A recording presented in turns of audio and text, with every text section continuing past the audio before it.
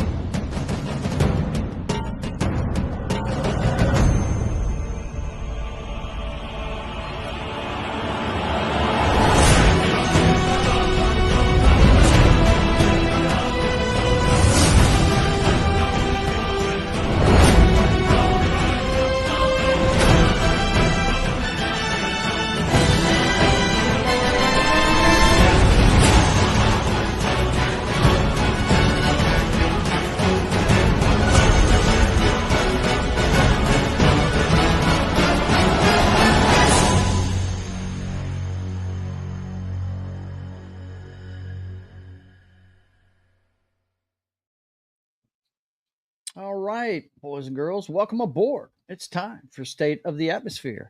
I'm your host, Joe's Atmosphere, and we've got a big panel tonight. It's good to see you. I thought I was going to be doing this by myself because last year, me and Knock did it all by herself on Valentine's Day, but looks like some guys decided to come out today. First of all, I can't believe Jed beat all of you in here. I can't believe it. That's amazing. That is truly amazing. How are you doing, Jed? Oh, what a difference a year makes, huh? Yeah, it's amazing. Yeah. Amazing. Last year, I don't think you had a girlfriend back then. Oh, actually, I was going through, through stuff. I was going through real life stuff last year. Comics Dad, how are you doing, bro? I'm doing great. Thanks for having me on your Valentine's Day special. Just nobody tell Mrs. Comics. I don't want her getting jealous that I'm going on another Valentine's date. So come on, man. I'm good. This is not a date. No, it's a bro date. It's all the bros hanging out before Valentine's Day. Oh man, good to see you, dude. Good to see you, John. How are you, sir? And there he goes. He's still with us, though. Yeah, I'm still with you. Sorry. How are you doing? I'm doing fine. Yeah, you know what's funny? I had a lot of people told me, poor John. I said, don't you worry about John. He's got more rings than he knows what to do with at this point. He's just fine with what's going on with his team. They just had a bad day. Well, I wouldn't say fine, but yeah. Well, you understand. Yeah. We talked about it during the show, and we'll talk about it here in a minute. We'll get into it. But anyway, it's good to see you, my brother. Knock, I didn't think I was going to see you today. You're busy with your brother later on, right? Yep. I won't be in here for long, but I was planning to have my Bronco symbol in the color of green for today in support of a certain Super Bowl win, but I chose not to go that far. But I know it was Well, I was still drinking that night, and I'm sure the neighbors heard me. I was definitely cheering on the entire time. yeah. I actually enjoyed the halftime show, but didn't understand a word of it. But Same here. I enjoyed it, but I didn't understand a damn thing he was I saying. heard a He lot was of the aftermath of it, and I definitely understood railing it it off, afterwards. though, man. But yeah, I mean, we're going to talk about that too. We're going to get into. We've got quite a few in the pop culture update. We've got quite a few things to talk about with the Super Bowl, so we'll be getting into all of that. Let's see. Let's check out the chat. Vince is here, hardest working Vince on YouTube, if you ask me. But then again, I'm kind of partial because he's my wrench. He does stuff on my show. So he says Heidi Ho to all you nerds and nerdettes. And of course, our good friend Martin Acosta Santana is here. He says, greetings, my excellent friends. He must be working or he'd be on the show with us, I'm sure. He says, hello, view. In the droopy dog voice, if you guys are wondering why he put so many O's on the end of that hello. And that looks to be everybody that's in the chat right now. So anyway, yeah, thanks for coming on board, guys. Like I said, I was all prepared. I got a bunch of shit in here, to do this show all by myself, and all you guys showed up. Very cool. All right. So, and who just dropped out? Comics Dad dropped out. He'll be back though. I'm sure he had a glitch or something. He'll be right back. Yeah. All right. Did he say he'd be right back in the chat? Yeah, he told me on Discord he'll be right back. Oh, okay. All right. Yeah, that place that everybody stays on except for me, I guess. I just use it for advertising. But anyway, let's get into it, boys and girls. Let's see. It's time for the pop culture update. Let's fucking go. Let's fucking go.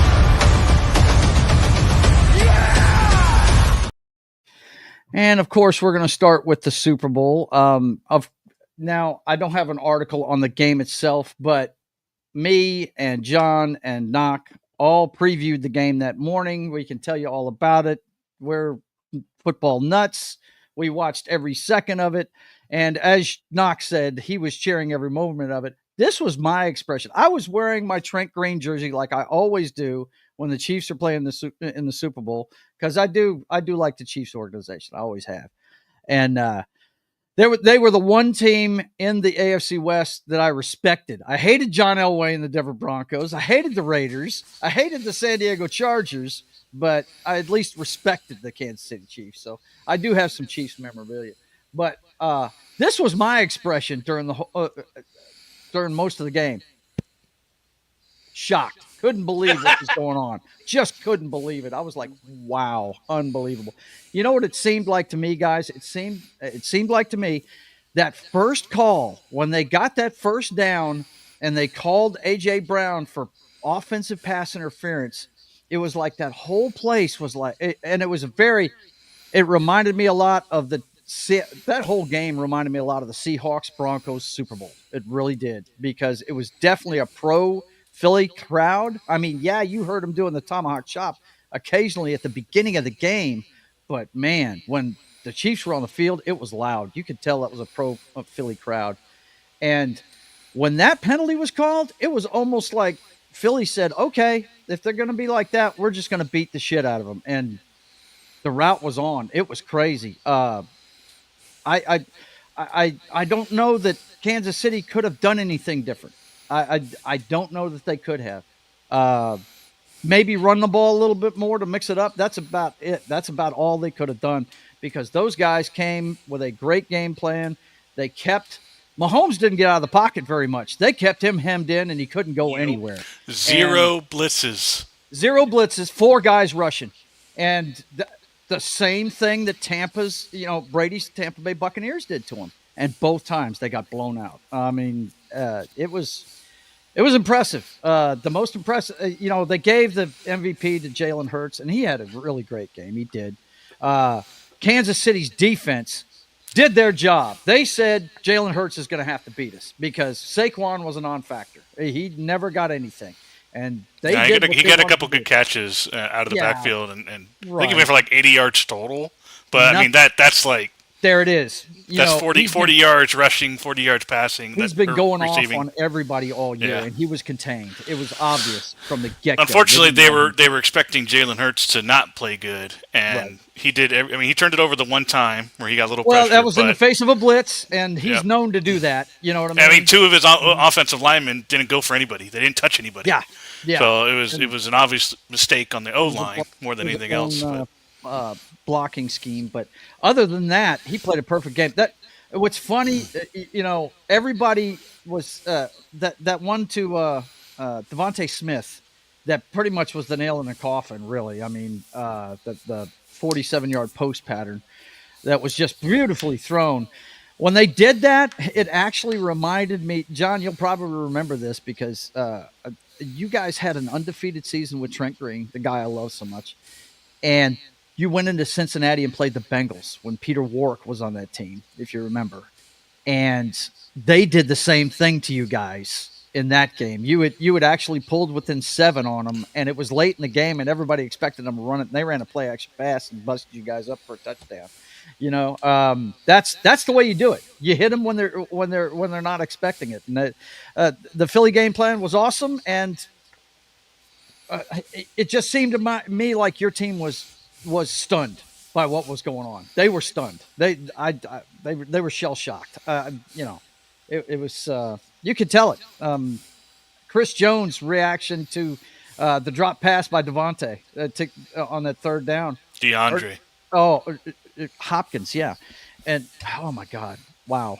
Just they weren't themselves. Go ahead and say what you want to about the game, and we'll move on to the pop culture side of it. Go ahead, John. Well, I didn't see the whole thing. You didn't? You turned it off? No, I didn't turn it off. Okay. I actually was getting a headache at the beginning of the game. Yeah. Before it got bad. Yeah. And about the middle of third quarter, my neck was so bad we just left. Where they were. So I didn't see the two. The not really a comeback, but at least it was a we're not completely blown out. Embarrassment and yeah. Look, that unfortunately that was against second stringers by the end of the game. Yeah, that wasn't even in the third quarter. The score is not indicative to how bad they beat that wasn't even close to a comeback. That was just offense is not doing anything special. They had Kenny Pickett in there, like that. That's how Kenny Pickett. That's where it got to. So at that point. It was the final score was 22-40, but look, it was 40-3 most of the game. It was ugly. It was 24-0 at halftime. It was bad. Yeah, it was. The Eagles scored again. I think it was 31-0 for the Chiefs got one score. Before the Chiefs scored, it was 31-0. Yeah, it was like 6. It was 20. It was 34-6 at the halftime. 34. Yeah, because we went for 2 and didn't get it. Oh, I thought it was 24-0 at halftime. I thought it was 24-0 at halftime. Yeah. It was definitely 24-0 at halftime. I think you scored first in the third quarter. It was third quarter because they got. But anyway, hats off to the Philadelphia Eagles. They stunned the world because everybody thought the Chiefs were going to three-peat. But we did say, I know I did, and I'm pretty sure you guys agreed with me, that if Philly was going to win, it was going to be a blowout. And that's exactly what happened. So I don't know. I didn't think that. I did not think what was going to happen because you were talking about you weren't sure about the defense was going to hold up. Right? Yeah, I thought and Saquon was going to go off. If Saquon doesn't go off, it's going to be trouble, right? And I don't think any of us were expecting Jalen to do that. What he did, and all the analysts had the Chiefs winning. So yeah, he took that personally. Yeah. Yeah, if you go and look on my Twitter, I said, I'm still expecting the Chiefs to win, but if they do, they're going to get blown out. Yeah. I said that multiple times. Yeah. Vince says, I told you over and over again, you should play Blood Bowl. There you get to beat up your opponents. Oh, my gosh. The Bengals do the... What's he talking about? Walk like an Egyptian. There you go. Yeah. Okay. All right. And look at this. He's got to put my. He's got to do it. He's got to do it. Okay. So that being said, hats off to the Philadelphia Eagles. Yeah. They are the best team in the NFL for this year. there's a lot of people saying that they can keep doing it and all this good stuff. I'm like, I don't think they're. Time's going to tell on that. Yeah. Hey, Joe, how do you think Kellen Moore's going to do for the Saints? I don't know. I really don't. I mean, look, he did a good job. He got tossed around a lot. It's crazy. Hurts and stuff, but how did he do in San Diego as their play caller? I mean, how did he do in Dallas as their play caller? They didn't improve until McCarthy took over the play caller. So I really don't know about that. Did you really call that improvement, though? Yeah, that's one. Well, I mean, McCarthy had him playing better, but hey. Look, I'm always gonna root for Kellen Moore because he's a Boise State Bronco. So yes, I know, but I'm just saying, look at the body of work. This is the best he's done, and the kind of roster he had to do it with. I mean, you call some basic plays, and that group would get it done. You know what I mean? So, anyway, hats off to the Eagles, and let's move on to the pop culture side of things. My wife was almost in tears during this part of it. Before the opening ceremonies, they had a thing that they shot the night before on Bourbon Street with Lady Gaga playing her song from Top Gun Maverick, "Hold My Hand," and she was surrounded by the first responders and stuff from and the victims' families and stuff from the truck attack on Bourbon Street, and it was pretty damn awesome. It really was. So, did you guys see this, and what did you think of it? Yes, no, it was good. You didn't see it? Good. I didn't watch any pregame. I came in when the game started. Oh, okay, I got I did see the anthem, but other than that, okay. Oh. Yeah, I saw it after the fact. Yeah. And it was, I don't know if that was probably the league's decision, not really Lady Gaga's decision, but really whoever decided to do that, hats off to them. That was one of the classier things that we've probably seen the league do in the last few years. So it was nice. It was a nice change of pace because just a few years ago, we probably wouldn't have seen them do something like that. So definitely hats off to the league. Well, the thing that got me about it was that's probably my favorite song she's ever done. I mean, I love that movie, Top Gun Maverick, and I love the song at the end of it, and that's the one she sang. I thought it was great. I'm just not a Lady Gaga fan, so I mean, yeah, I know that, but I mean, I just thought it was really neat, man. Dude, I really the did. older she gets, I like the older. I like the sentiment behind it. Yeah, exactly. Very cool. Yep. Let's see. Bonjour. How you doing there, Christian? Good to see you. But yeah, that was a pretty neat thing right there. Donald Trump celebrates as Taylor Swift booed at the Super Bowl. MAGA is very unforgiving. Let me tell you, man, that was kind of weird. They showed when they showed Taylor Swift on the screen, everybody was booing in that stadium, and when they showed the president, everybody was cheering. Philly fans, they're garbage fans. Yeah, but here's the thing: it was in Louisiana too, and the Southern guys, there's a big MAGA population down here. No doubt about that, for sure. She just deserved it. Yeah, she really did. She did. Well, I'll let John. People were trying to see her during games too. So right, when Taylor Swift started hanging out with Kelsey, he was all worried that she was going to be his Yoko. Yeah. And that's not the case here. I mean, that I don't think anybody could have. So are we still going to put a countdown in which she's going to write a song about him for when she splits up with him? I don't think she is. No, she's not going to. I really think that everybody talks about this being. We're going to find out if this is bullshit or not. That's what I'm going to say. Because now, I heard him talk on him and his brother's podcast the other. I think I saw. I did see a clip of that this afternoon, and he says he's going to take a step back and think about whether he's coming back or not. I think he's coming back. I don't think Kelsey wants this to be his swan song. No. I don't think he wants to go out like that. That would be no, terrible. not the way that game went he down. doesn't have to come back for sure, because if it's a real thing with those two, she's a billionaire. He doesn't have to come back for the money or anything like that. If he does come back, he's coming back for the love of the game. So, for sure. Yeah. But he was talking about how when they booed her, it kind of messed him up, broke his heart. He was, kind of took him aback. So I mean, she's fine. Yeah, she'll be fine. She'll be fine. Really. Oh yeah. I mean, Vince says, why does she lately look more like an AI creation than an actual human being? good makeup. You know what? Yeah, right. That's actually a fitting comment because Joe, I didn't actually know we were going to cover the Taylor Swift side of the game, so I just sent you a meme that I had off of my phone in a message on X. Pretty good. It looks like it was. If you didn't know she was a real person, it would be an AI. X during the show. I swear to God, this is too funny. I didn't know. No, it's fine. It was Dude, on my phone. Parrot Head did the same thing to me. Yeah. He's got it. Parrot Head always in stuff. Yeah. Let's see. But if you didn't know she was an actual person, this looks like it could have been an AI meme that was created, and it's great. Wade. Okay. No. What's he talking about? Kelsey to the Broncos. Come on. No, he'll retire. That dude. See, this tells you everything you need to know about Wade. Stop trolling us. Yeah. You know he's not going anywhere. Dude, Wade, if you're going to go that far, Kelsey to the Cardinals, okay? So. Let's see. I mean, at that point, just help me out. Kelsey to the Browns. Oh, yeah. This is a good Kelsey one. to the Cardinals. This is a good one. I saw this one. Yeah, that's a good one. Yeah. That was like a real life meme brought to life right there. Like she was kind of glaring at the camera, wasn't she? Yeah. When she was getting food? But that definitely could back up the AI claim. Right. That's why I'm not on X. I would be flooded with the memes.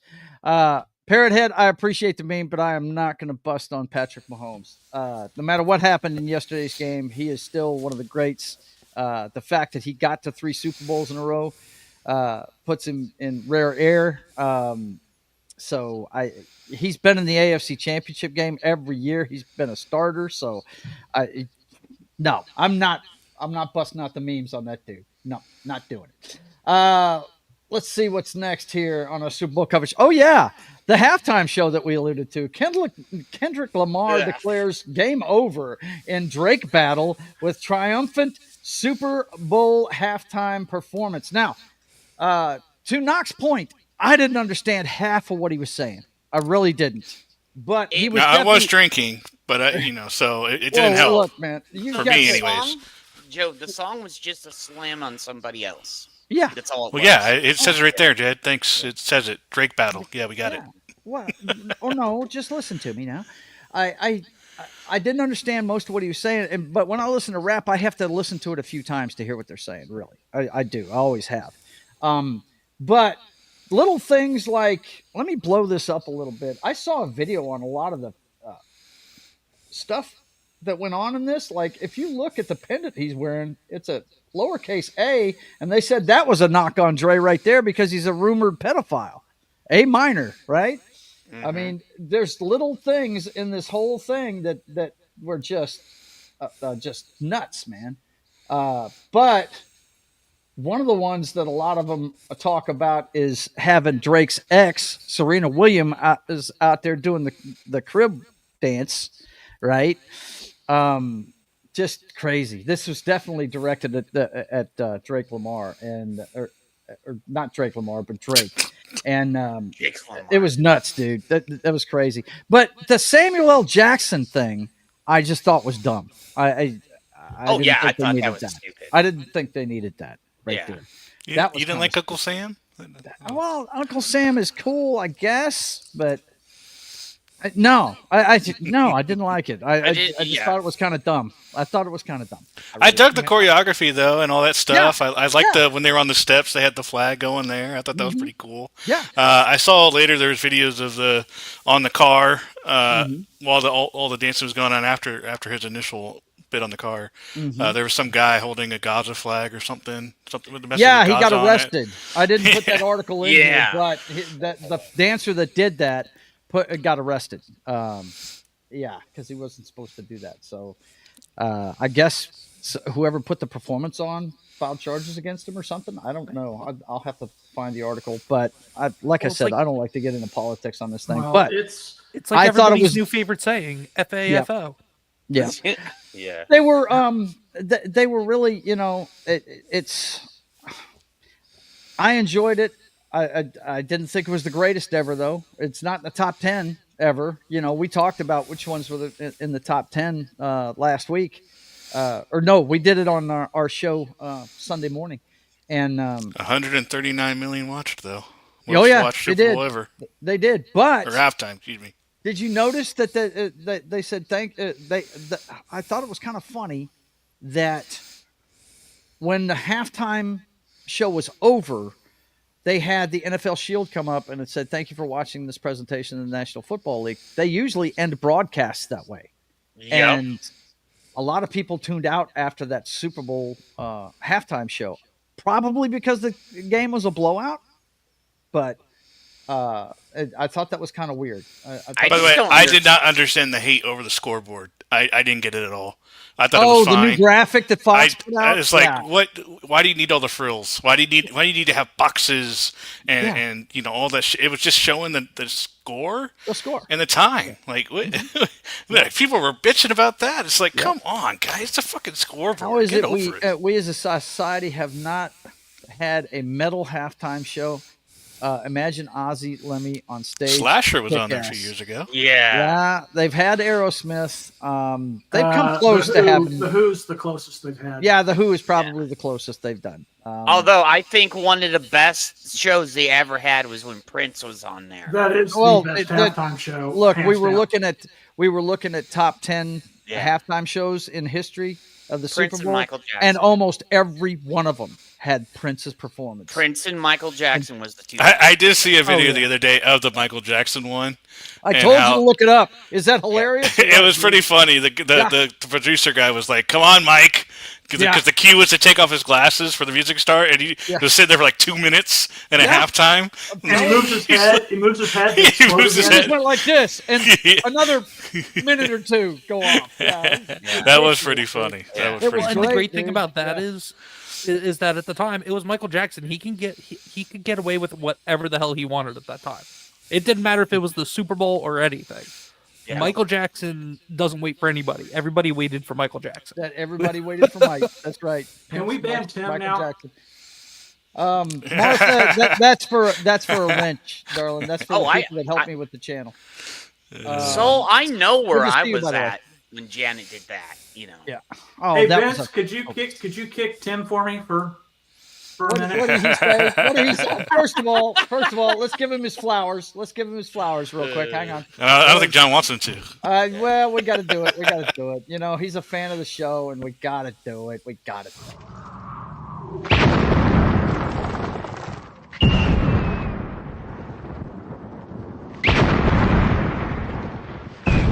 There are some who call me Tim. He's being sarcastic. Stop trolling, John. Stop it. You be good, Tim. You be good. Yeah, 1,000,000 Swifties already cried out in terror. Okay. So I've even been nice here today. I got it all out. Okay. It happened, Parrot Head said he sent me a couple of articles about the protester. Well, I'm gonna get. I don't want to get into politics on here, man. No, I just thought it was interesting. I saw a video of it. That's all. So. Yep. Let's see. Come on, Jed. Everyone knows where they were when the Janet Jackson moment happened. I didn't have DVR at that time, man. I'm so mad. I didn't have DVR. I can't believe it. I was shocked when I saw that, and I was like, "Did that happen?" Wait, her boob came out. God. And I had to go online on dial-up internet and wait for the screen to load. Like, it was a horrible time. It was awful. It was hard to see things back then. That was a bonding moment for my father and I. Yeah. Right? For every red-blooded American male. Yeah. Soul Assassin, the entire stadium booing Taylor Swift was pretty impressive. It was definitely a Philadelphia crowd. There was no doubt about it.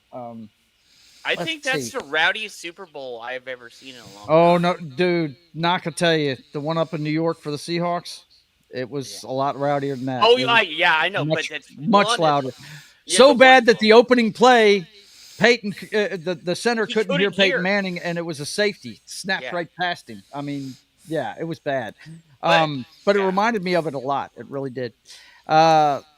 So let's talk about the Super Bowl commercials. Most watched Super Bowl ads 2025, Muppets, Bill Murray, Glenn Powell, and Kieran Culkins. Genius of Bella land in YouTube top 10. Let's take a look at I these. didn't think that. I'll be honest. There wasn't any standouts to me that I saw. A lot of them were AI. I noticed that. Yeah. A lot of AI stuff. Some of it was good, some of it. Well, they spent all their money to get the time slot, so they didn't have any money to do an actual. Right, to hire anybody, right? There was one commercial that stood out to me. Oh yeah, and we'll show that here in a second. They're saying, well, I like to count these down. Let's see, Squarespace, Barry, and Mosley. Is that the one where they were hucking the laptops everywhere in Scotland? Yeah. That was actually, it's based on a movie. I can't remember the name of the movie. I actually went and saw that though. It was really good. Doritos Abduction. Yeah, that was good. That was Not cool. that funny. It was the first time we actually had somewhat decent Doritos commercial in like 10 years. Yeah, it's been a while since they made those Doritos commercials. DoorDash, Dash Pass Mouse. I was sold. The Seal one was the only one that I really remember. Nerd Wallet, Genius Beluga. Yeah, that was pretty good. Bud Light, Big Men on Cul-de-sac. That was pretty cool. Obviously, they've moved past the whatever that guy's name is that likes the internet never forgets. What's his name? Dylan Mulvaney. Dylan Mulvaney. That was a funny commercial. I'm sorry, guys. I love that one. the smoker that fucking cuts grass. That was that was badass. I thought it was cool. Yeah. The Marvel Studios Thunderbolts trailer. Since we're doing the Valentine's Day stuff, we're not going to watch it, but that was a different trailer from what we've seen. That was a little bit different, man. It showed them working together as a team and stuff. It was pretty cool. Let's see. Yahoo email Bill Murray. I don't. I must have been gone to the bathroom on that one. But was it any good? Made by Google, Dream Job, Google Pixels. I don't know. I didn't remember that one. The one I liked isn't even up here. I remember that one. That was Goldilocks. Yeah, that Glenn Powell one about the trucks was great. I thought that was pretty cool. But most of that was, AI'd up too. Booking.com, get your stay ridiculously right with the. I must have missed that. I must have missed it too. I must have missed it too. Let's see. Bud has not recovered from Dylan Mulvaney. No, and they never will. But they're spending money trying to. Yeah. It's not. Hell, Peyton Manning was in that fucking commercial. Of course, he's been in there for a while. Yeah. Wasn't there one with him and Emmett? I think. Yeah, that was like right after all that shit. It was like their first commercial after. Yep. Let's see. It's Muppet related. Okay. And still need to watch Thunderbolts trailer. It's actually different from what we've seen, man. It shows them working together as a team and stuff. It actually, look, I'm looking forward to seeing the Thunderbolts movie. I want to see it a hell of a lot more than I want to see Captain America. That's for sure. And I'm a Captain America fan. Me too. Don't worry, I'm going to see it this weekend, so you don't have to. But this is the commercial that my man Jed is talking about. Here, hang on. Let's get this up here. Carl's Jr. is back, boys and girls. Oh yeah, and they've got a trailer for us. Yeah, let's be real. Everyone's going to be a hot mess after the big game. Been there, done that, and I've got just what you need to cure that post-party bug. The Carl's Jr. Hangover Burger. Egg, double bacon. Yeah, you need that double bacon. Charbroiled beef, hash browns, cheese, and sauce. Just the way I like it.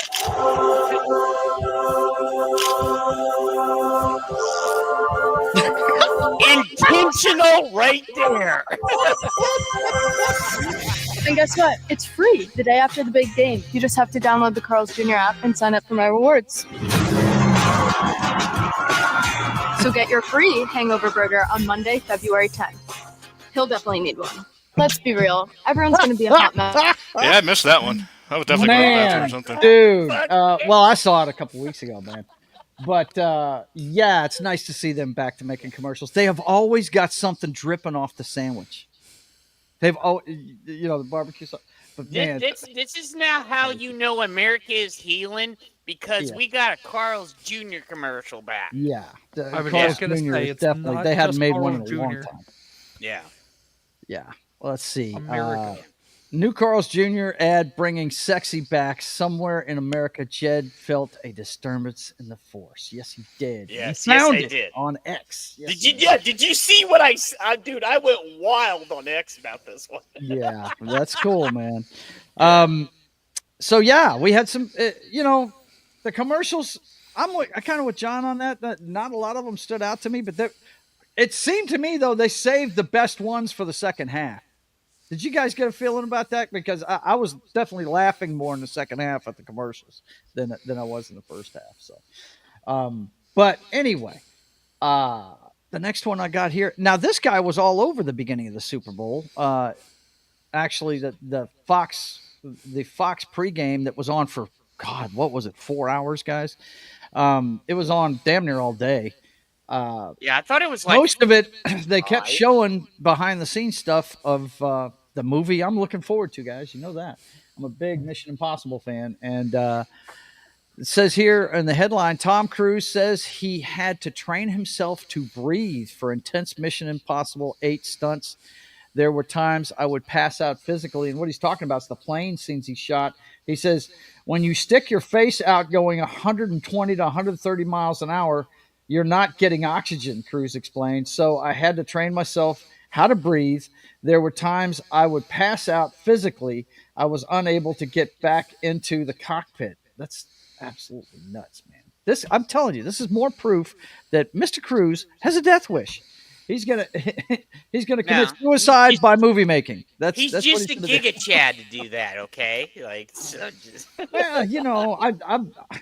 I think the guy is a flake myself, but you know what? He knows how to make a movie. Every time I've passed on one of his flicks and not gone, which I don't do anymore. But the last time I did it was when he came out with Edge of Tomorrow, which is one of my favorite movies I've ever seen, man. That movie's great. If you've ever seen the one thing I do respect Tom Cruise on, he doesn't want special effects, but he'll actually put his body on risk on the line for dude, yeah. He does everything. Huge respect for that. You know, he is willing to put life and limb on the line, partially because his thetan levels are so high that he's ascended to godhood in Scientology. He's completely clear. We know this. Yeah, so he can do anything he wants, risk his body. He knows he'll be fine. So Yep. Let's see. That cowboy commercial was odd. Yeah, it was. The guy that wanted to be a cowboy because his head was shaped in a cowboy hat. That was very strange. Some of those AI commercials, Seal as a Seal, freaked me out. I'm sorry. I almost had nightmares over that one. Yeah. Those G-forces are killer. Yeah, no doubt. The power of Zeno protects Tom. God, man. Tom puts the cock in cockpit. There you go. Yeah, got you, man. And Tom prefers practical effects. Yeah, well, I'm a big fan of stunts. That's why I dig his movies. And he does them. You know, I'm a practical big fan effects of that. are always the way to go. Yeah, I really think it is. Yeah, and he's one of the last true action stars we have too. Really, if you think about it, he gets so and I involved. really hope he says this is the last Mission Impossible movie, and I really hope it is because he is starting to look his age now. Yeah. I mean, the guy, he didn't age for a long time, but some of the, if you watch the trailer for Mission Impossible, some of those scenes, he's starting to look it in the face. Like, it and I love the guy's movies. So I want to see him, quit before he kills himself. Well, Keanu said he's not going to do another John Wick, but we know he's going to do another John Wick. No, he says his knees can't take it, man. But he says he wants to do one last movie. Right, if the money's right, maybe. Yeah. But one movie that doesn't have practical effects, we know this already, is Rachel Ziegler's Snow White. Early box office projections eyeing continued downward trend for live-action Disney remakes. Let's go. This one is looking really, really bad. And I say there's no practical effects in this one because we all know that what they did. They decided to go with magical creatures and have regular-sized people, and then they CGI'd their asses out with friggin' CGI dwarfs. This just looks like a mess. And look, here's my problem with this movie. You're telling me that Gal Gadot is looking in the mirror saying, who's the fairest of all? And the mirror's telling her, this is the fairest of them all. Yeah, compared to they her? got the parts reversed. I'm in sorry. this movie. My plausible my suspension of disbelief is gone on that statement right there. I'm sorry. It just no, I can't do it. Let's see what else we got here. I would say I imagine a part of this is due to her singing as well. Yeah. Like she's a good singer. She is a good singer, no doubt about it. I'll give the girl that. But boy, first of all, take the microphone out from in front of her face. First of all, you got to do that. If you're going to use this girl for your movie, don't let her. Well, we definitely haven't heard from her in a while. No, we haven't. Disney's pulled that mic right out from in front of her face. Hey, The most good telling things thing is- about. Sorry, Jed. Oh, no problem. Go No, ahead. the most telling thing really just about that Snow White movie is what I've been telling everybody in chats and on the internet and everything. My 5-year-old is the biggest Snow White fan probably alive for her age group. Mhm. And I showed her that trailer and she goes, "Daddy, that's not Snow White. What is this?" Yeah. You Well, raised your there kids you right, go. bro. Out the mouths of babes, man. Mm-hmm. Jed, what did you want to say? Oh, I'm good. I was agreeing with what comics usually. He actually said what I was going to say. Yeah, so. okay, there you go. All right. Let's check out this next one. Now, look, I'm not a fan of this toy set that turned into a movie and all that stuff. Dolph Lundgren played him in the first rendition of it. I It was love a that canon first film. movie. But I'm not a big Masters of the Universe fan, but I am a fan of this chick. Deadpool and Wolverine's Marina Baccarin is to play the sorceress in Masters of the Universe. They're doing If she a doesn't live cancel, action I'll be Masters seeing her in a Universe couple movie. months. Are you? She's going to be at MegaCon too? Wow. One of the cons, yeah. Yeah. She is gorgeous. And here's the thing on this though. I was like, that came out like I already told you, Joe. He-Man was Masters of the Universe was my shit. That was my main franchise, along with Transformers and Thundercats. Yeah. But Masters of the Universe was my main franchise. I had everything: Castle Grayskull, Snake Mountain. After my mother. I was in the Army when this came out, man. So Yeah. I don't know anything about this. Yeah. This is Guardians of the Galaxy for me. Yeah, Right, So yeah. This is my shit back when I was little. So she's perfect to play the sorceress. It's just they already said they're not going to do proper Masters of the Universe, just like the idiot Kevin Smith. They're going to screw it up. Okay. Well, we'll see what for happens. sure. I just know I like this chick right here. So, and I'll watch just about anything with her in it. Let's see. Yeah. Vince says, nice, good choice. Not everybody agrees. Martin says, dude, the cast of Masters of the Universe is plain wrong. I like the actors. Don't get me wrong, but they are all miscast. Yeah, especially He-Man. Like, Adam is just, it's terrible. I don't know who's playing He-Man. So, yeah. Yeah, and the voice actor He-Man passed away recently too. So. Oh, really? Which, What a I shame. was in mourning on that. Well, I'm a fan of that girl all the way back to Firefly. And Firefly and Gotham, she was really good in both. I never she was. watched Gotham. I never did. Gotham actually got good to a point. Yes. My dad swears by it. He loved that show, and he doesn't even read comic books. He loved Gotham, man, and he keeps telling me I need to watch it. And I probably will one of these days. It's just I'm not really into the bad guys. I'm the only character I really cared about in that whole show is 12 years old. And so then when he did get an outfit, it looked ridiculous. Not to stray too far off, but just Go ahead. Gotham. I was just gonna say, not to stray too far off, but just since we touched on it, Gotham is definitely a show more for probably the normies and the people that don't know too much about Batman and his villains and Gotham and everything than it is for actual comic book fans that know the lore. So, Season 2 of Gotham was awesome. Yeah, season 2 was good. Yeah.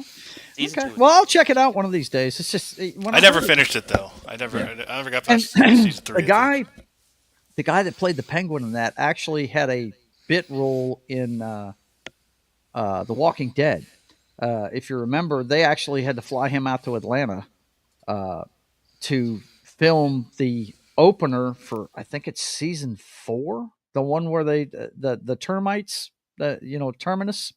The opener where they were killing everybody at the bin and slashing their throats. He was the first guy they killed right? And he had been on a previous episode, and they wanted to use him again, and he had to leave Gotham and bleach his hair and everything to play the part again. It was neat. I remember that back then. But and when I saw that guy, I was like, this guy's the Penguin. It didn't seem right to me. The Penguin's supposed to be a big dude, and this guy was skinny as hell. Let's see. Soul Assassin says, to be fair, who wouldn't want Gal Gadot as their wicked stepmom? Yeah, no doubt, right? She's pretty hot. Let's see. It's going to be She-Man. Oh, let's hope not. Yeah, they're really going to screw it up. For Adam, he is okay. As He-Man, no way. Yeah, okay. Sounds like people have a problem with the castings on this thing. They do. The casting, some of the casting was just terrible. Yeah. But her is okay as Sorceress. I'm okay with that. It's just who they picked is He-Man. It's just, oh, man. Yeah. You can see it on Tubi right now? Yeah, it's on there. I will say this: Tubi has one of the best libraries. Dude, they streamed the Super Bowl. They're doing pretty good these days. Tubi is awesome. If you guys haven't gone to check it out, go watch Tubi. Yeah. So now, boys and girls, let me tell you something. There's we've talked about this Captain America movie that's coming out. Very, some people are into it, some people aren't, and that kind of thing. I'm not interested in it. And I'm not going to spoil anything, but I've heard some stuff about it that really makes me not interested in it. But Anthony Mackie stepped on his PP a couple weeks ago with a statement he was making. He was trying to say one thing, but he worded it in a way where it just didn't sound right. But the new Lois Lane kind of gave him a master class this week on how to say it. Let's hear what she had to say when she was being interviewed about the new Superman movie. I got to show you this soundbite right here.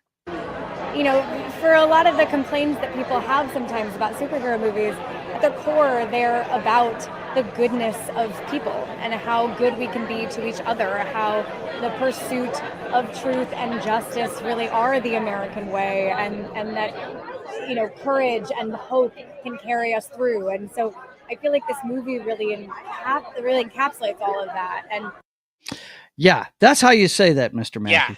Yeah, no doubt. The minute that I heard her say this, it gave me even more hope for this movie when it comes out. Yeah, Rachel Brosnahan looks like she's going to be a good Lois. I mean, you know what? She really reminds me a lot of Margot Kidder. I mean, you can tell she's got more weight on her than Margot Kidder. She's not. Margot Kidder was really skinny, but yeah, she reminds me of her a lot. Even if you go into that just soundbite, that she even talks about how much respect she has for Margot Kidder and how much respect she has for the original Superman movie. And she's blessed she said she was blessed and all this other stuff to actually step into her shoes and actually be Lois Lane. So, yeah. And I'm just like, okay, that. Hey, we're all hoping for that movie to be good. Now, we did look at that friggin' big game trailer from the championship weekend, and the CGI on that, hopefully that's unfinished, because wow, that looked bad, Yeah, it's some of that was just. But I don't think there's a person in the world that isn't rooting for a comic book fan that isn't rooting for that Superman movie to do well. Oh, dude, I wanted the entire DC reboot is based on this, and so we're hoping it's going to do well, man. And when I say do well, I'm not talking about monetarily. I want to see them make a good Superman movie, and that we've detailed our concerns about this already. They've got so many characters. Hey, gents, I'm gonna head out. You're gone? Okay, buddy. Yeah. Take care of yourself and have fun with your bro, man. I'll talk to you later. Bye. Peace. Yep. Joe, I wanted to ask Comics how he felt about the trailer, because Comics, how did you feel about what she said right there? Oh yeah. Well, that's obviously what we're missing in not just in comic books and with superheroes, but in pop culture as a whole. Just seeing the positivity, seeing the correct morals being put into all of our entertainment and everything we're consuming. But especially when you're talking about a character like Superman, or kind of like what you said, Joe, if Anthony Mackie said something similar like that about Captain America, That is what we need to be hearing from these people that are portraying these characters that we all know and love. Yeah. And the fact that we haven't been up until now is one of the biggest problems I personally have had with all these movies and TV shows, and hell, even the comics themselves, they haven't even, depending upon which title you're picking up, haven't even been doing this. Yeah. Like, don't even get me started on what they've been doing with Amazing Spider-Man. Yeah. Yeah, I agree with him on that one. Yeah, absolutely. Some of the stuff they've been doing. Oof. Let's see. BS Superman is about walking in protest with handmade signs. Oh my God, yeah. No, that was crazy. That was crazy. Wookies, According to the Wokies, whatever. Yeah, I know Superman's had his problems in the books here lately. Look, I'm going to hold out hope for this show. Yeah. I'm not going to see Captain America. I'm not going to see that movie because, look, any movie that's been reshot from beginning to end, there's something wrong with it. We've seen it happen in the past where there's a bunch of reshoots with stuff, never comes out good. I mean, the one I always look at is Justice League. It was made by two different directors, and it was a complete mess of a movie. When Josh Whedon came in and because they thought it was too dark and they wanted to Avengers it up. So they hired Josh Whedon to add, some funny stuff to it and stuff. And it just didn't work, man. Joe, I also want to say hello, Solo, because you lost money because of all the reshoots. So yeah, right. You lost money. A good movie. It could have been a good movie. I loved how they casted the young man that played Solo in that movie. I thought did a good job, but you can't polish a turd, man. You really can't. That's another one that had two different directors. They hired Ron Howard to come in and fix it. And look, if you're going to spend the money, just let the guy make the movie you want. And if it makes it, fine. If not, I mean, all you're doing is throwing good money after bad doing things like that. You know what I mean? At this point, does anybody think that Captain America Brave New World is going to make money with all the money they've spent on absolutely it? not. Okay, so everybody was adding it up. They got to make $1 billion to break even. Mm-hmm. There's no way in they got to do more than $1 billion because you're not taking in the advertising either. Yeah. I mean, so they got to do like 1.4 billion. Yeah, they'd have to make an ungodly amount of money. John. Yeah, I forgot that part right there. Yeah, so. Martin says, I'm sure after the Captain America 4 reshoot, somebody said, you've got to do better. And optimistically, that movie will maybe make 800 million worldwide. Yeah, that's optimistic. Yeah, it's going to do 50 this weekend, and it's according to Deadline, they're eyeing. Let me find that article. I have it, don't I? Yeah, I think I do. Or did I? I agree with Soul on this comment. What he said. Here it is, right here. Hang on. Let's see. Soul Assassin says DC Films had no plans like the MCU did. It was all catch up and try to compete. Points for doing a Wonder Woman film before Black Widow. Yeah, they get points for that one. But you know what? Me and my wife are actually rewatching the DCEU right now, and we just suffered through Wonder Woman 1984. Oh, it's terrible, dude. And then we just started. The shame of it is that the Zack Snyder. I'm not rewatching the Snyder cut. Oh, that was the next one on the list. 2 or 3 hours. I already watched the Whedon cut before that. I do like the Snyder cut better, but he needs to learn how to edit shit, man. 4 hours. That's too much. That's crazy. But the animated films are better up until what was the last one? The last one's Blue Beetle. That's the last one. The last animated. Oh, animated. The last good animated was the Justice League Dark War movie. I agree with John on that one. Yeah. Well, totally I tell you, I don't watch the animated stuff. I only have a couple of them, and they're Supergirl related. I'm a big Supergirl nut, so I'll always go crazy for her. But like I said, we're rewatching it, and there's some good stuff in there, but most of it's, man. Yeah, I mean, what the crime of it is, there's only 15 movies here, okay, in the DCEU, which started with Man of Steel. If you understand the window I'm talking about here, all the way up to Blue Beetle, okay, that's the entire And I forgot that Flash came out before Blue Beetle, John. I completely forgot about that. But there was good stuff in there. Like we're in the middle of watching The Suicide Squad right now, the James Gunn version of the Suicide Squad, and it's funny as hell, man. You mean the one where Starro comes out and I flipped out and lost my shit there, Yes. and I was Oh like, yeah. oh my god, Yes. Starro came out. Yeah. That We're is in the my middle of favorite that movie one. of all those DCEU movies. Yeah. Yeah, Because- it's a good flick. It's great. Just- And look, we found out, guys, and this is, we've talked about this on the show before, but I'll give you a Reader's Digest version. We found out that James Gunn's the guy that outlined this shit for Marvel. Yeah.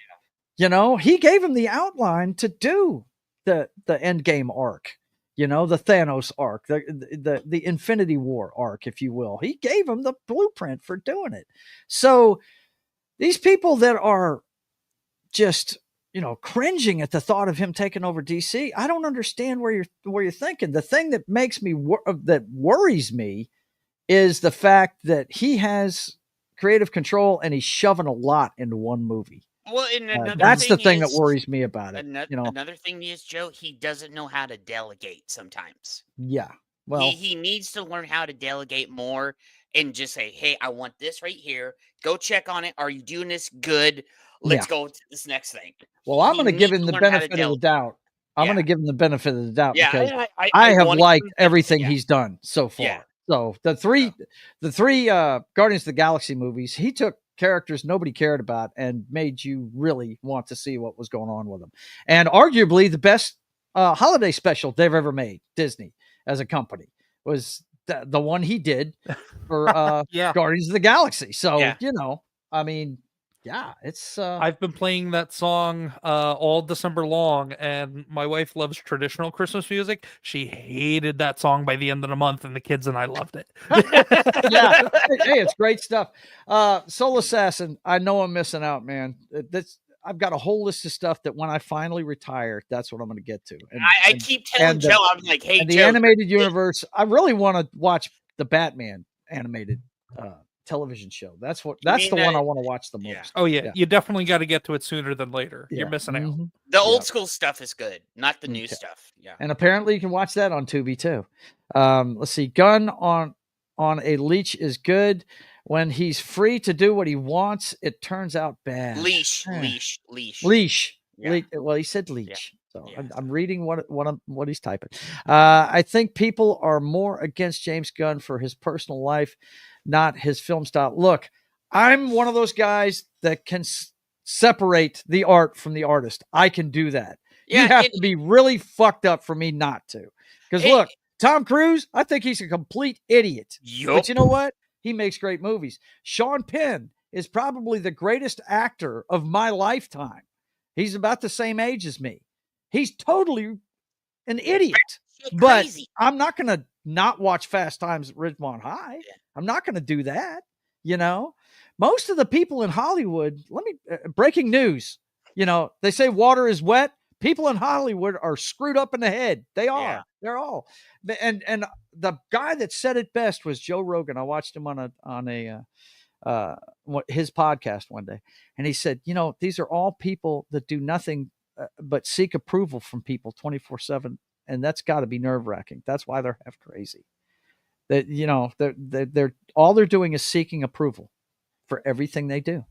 And another thing, Joe, is they bring his involvement with trauma up a lot from the past. And I'm like, dude, that's the past. Yeah. Like, that's not right now. Well, so we can put a cap on this. Captain America Brave New World will throw his mighty shield around the globe for 190 million opening box office. Now, they're talking about internationally 190 million.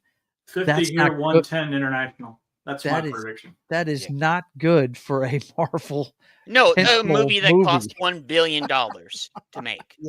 That is not good, boys and girls. I've heard a lot of them say that they're looking at 95 million domestic, and I don't think it's going to make that much, guys. I really don't. No. So, Joe, like I said before, I gave a very optimistic number, very optimistic, and I don't even think it'll come close to that. So, yeah. But Yeah, just before because I got to get going real quick. Since you Okay. put that up real quick, Captain America's one and only true heir is Bucky Barnes, the Winter Soldier. Yup. I've been saying it on Yep. X all day long for the last couple of days, talking to people about it. I'll leave it at that. I just wanted to make sure I got that in real quick before I got out of here. Talk about Bucky. Yeah. Yeah. Okay. I would take him and Sharon Carter's daughter from the alternate timeline. She was okay. Yeah. No, I that's agree with fair. That's very fair too. That's a good second option. But Okay. I'm gonna get out of here, fellas. I gotta take care of some stuff before I have my Brown Pants gaming stream tonight. So Where is I'm your? playing- Oh my gosh! Why do I not have your link? Just Ugh. a second. I think I have. Yeah, it here. throw up his link. Let me get it really and fast. we'll, somebody we'll, threw it in say there bye to- earlier. Yeah, I don't. Did he? Did he? throw it Yeah, in? Somebody in the chat did. I Vince- think Vince put it in the chat Vince- earlier. Vince oh, there we threw go. it- Thank you, There we Vince. go. Vince got it. Okay, there it is right there. And I can't copy and paste, so somebody throw it in the friggin' private chat so I can put it up on the screen. Yeah, Vince He's got got to it. get out of here. I can't do anything with this. Well, I mean, if I was smart and went to my own channel, I could do it, right? If I did that, That's If the I reason want why my you own have me channel. and Vince, Joe. yeah, I know. Look, man, this is why you have producers too, because they Yeah. can do it for you. You know what I'm saying? Here we go. Let's see. There's Comics Dad on X. There he is. That's him. Go follow him over there on X, and he's got a YouTube channel too. Yeah. It's this one right here. He's Comics with an X, just like Comics Division. It's Comics Dad, and here he is. I think his. Let's see. What? That's his How come YouTube. it's not going? Oh, this is the page. I'm an Yeah, idiot. that's the page. Went straight to it. Okay, I thought I was searching.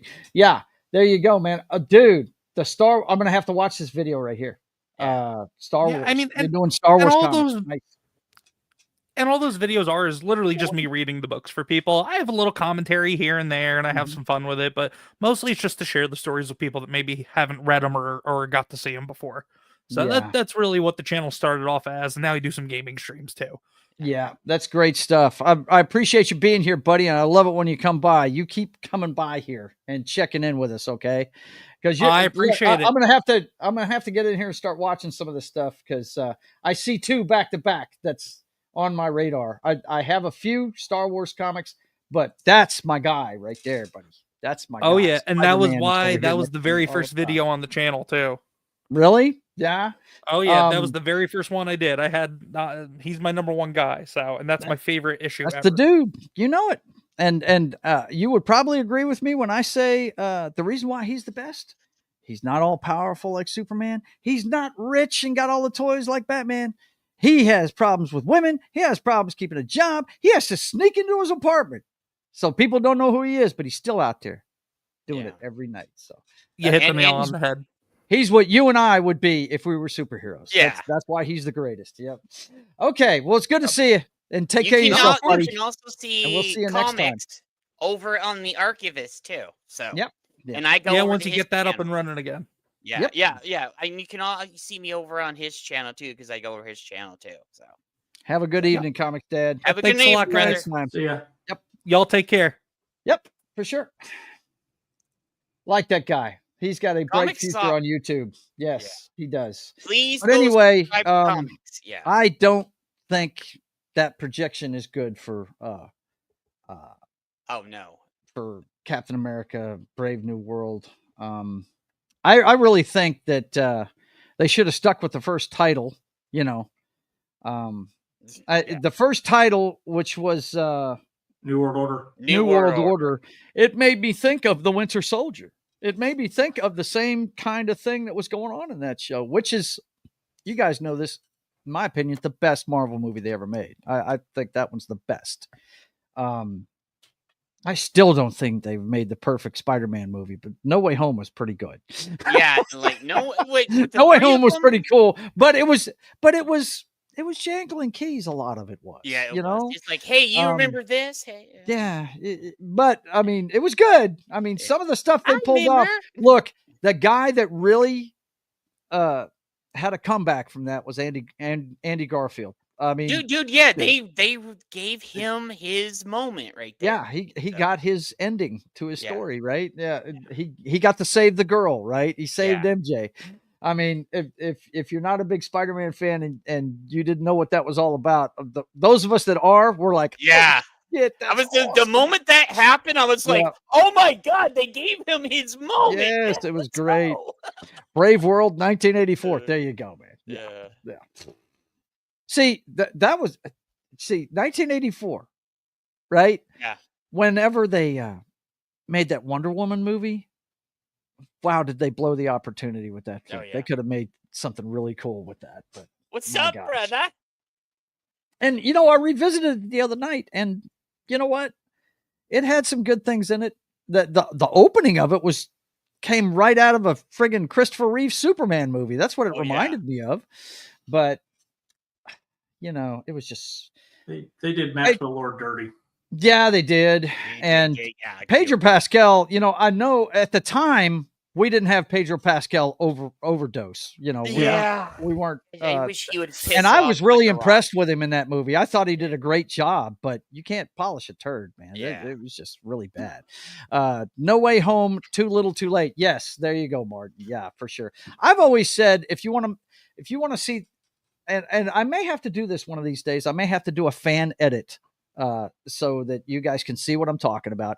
If you take the first Andrew Garfield Spider-Man movie and you cut out the part where Uncle Ben dies, okay, and insert the way he dies from where they have the conversation in the car outside the wrestling arena, outside the library, and he goes across the street to the wrestling arena, to where the guy falls out the window and the cops are after him in the first Tobey Maguire one. You take that and you plug it into The Amazing Spider-Man with Andrew Garfield, you'd have the perfect Spider-Man movie. You really would. When he lets that guy go after stealing the gate at the wrestling arena, when he just steps aside and lets him go and says, "It's not my problem," that's ripped right out of the pages of Amazing Fantasy 15. I mean, it's, that's how you do it, Hollywood. You use the friggin' comic book as your storyboard and tell it that way. And it comes Hollywood's awesome. got to act like Kathleen Kennedy and say there's no they got to put their own material. spin on everything and blah, blah, blah. Oh, we got a fellow cocktail lounge brother that just popped up in the chat. Who we got here? Oh, man. Yeah. Globulus. What's going on, man? What's How up, you brother? doing? It's good to see you. Jed's on the panel. There you go. There you go. Let's see. Everybody's saying hi to him. What is Vince saying? With the exception of Secret Train Station BS. Yeah, absolutely. I You're agree right. with That was Vince. kind of silly. That was kind of silly. It really was. I got you. You were talking about that as an exception. I'm just saying that I understood why they made Mary Jane his first girlfriend, because they should have known that movie was going to make a ton of bread, know. But I think they put her in there because she's the most popular girlfriend that he's ever had. But those that know the character knows that they had the first significant thing to happen in his story arc, which was the death of Captain Stacy, his girlfriend's dad, and that's why I love that movie so much. I love Amazing Spider-Man, the first movie. I think it's fantastic, but I just really wish it had I know they had to redo how he died and everything. I thought it would have been better with what they did in the Tobey Maguire one. Okay, I'm going to stop talking Spider-Man. I saw Spider-Man on the screen, and I've gone off for how long now? 5 minutes about it. Okay. Anyway. Yeah. Well, boys and girls, it's a Valentine's Day special, and how could we? Oh yes, you got something there. I shared something. Yeah. Oh, yeah. Let's see what we got here. John Lithgow nears deal to play Dumbledore in HBO Harry Potter series. I'm okay with this. Yeah, I'm okay with this. You're not, John. Are you okay with this? Yeah. I'm not. I don't think he's. I like John Lithgow as an actor. He's a great actor. I just don't think he's right for somebody like Dumbledore. Yeah. Well, here's the thing. I think this is gonna bomb when it comes out anyway. Oh, it is. Yeah, it is. Yeah. I'm sorry, Martin. I have to say no to that. I have to say no to that. Yeah, I know it's so funny. Martin says that to me all the time. The Green Goblin did nothing wrong. Yeah. But anyway, yeah, well, I love John Lithgow too. I really do. Yeah, me too. He's had a great career. Look, if you want to see how good that guy can act, go watch that. Here's another guy that most people in our circle can't stand because he's such a whack job. But Brian De Palma made a great movie. Was it called Raising Cain? Is that what the name of it was? Where he plays a split personality serial killer, and my god, yeah, it's a tour de force. It's the best acting the guy ever did. But my favorite movie with him in it, isn't he John Big Booty? Yeah, John Big Booty. Yeah, that's Big it. Booty. Big Booty. Big Booty. Big Booty. From the classic. What's that movie Buckaroo called? Banzai. Buckaroo Banzai. That's dude. I love Buckaroo Banzai. Across the Eighth Dimension. Yes, great. And movie. it's a shame we never got a sequel to that. They teased it at the end, but they turned it into a novel though. Yeah, I know. So you can read it. I think they really hired him, man, because he's getting older, and Dumbledore's old. First of all, old and wise, but. I think another reason why they hired him is his height. I don't know if you know this about this guy, but he is extremely tall. He's like 6'4", I think. Yeah, he's a really tall dude. Let's see. Soul Assassin says, am I the only one who thinks it's a little too soon for a remake of Harry Potter? Yes, it's too soon. Actually, I don't think it is, because let me tell you, this, first of all, time marches on. When did the last one come out? Yeah, I got you right here. Let me see. Yeah, tell me when the last one came out. So, but that was a while ago. Yeah, they've been doing this trend with these streaming shows where they'll cover one book in a season. Reacher is the first one to do this, and I've enjoyed that show. I really have. And HBO has been historically very good at putting out television, man. They make some great shows. Okay, I'm putting it in the chat. Okay, well, you can't say was that 2001. 2001 was the last one? That was the first one.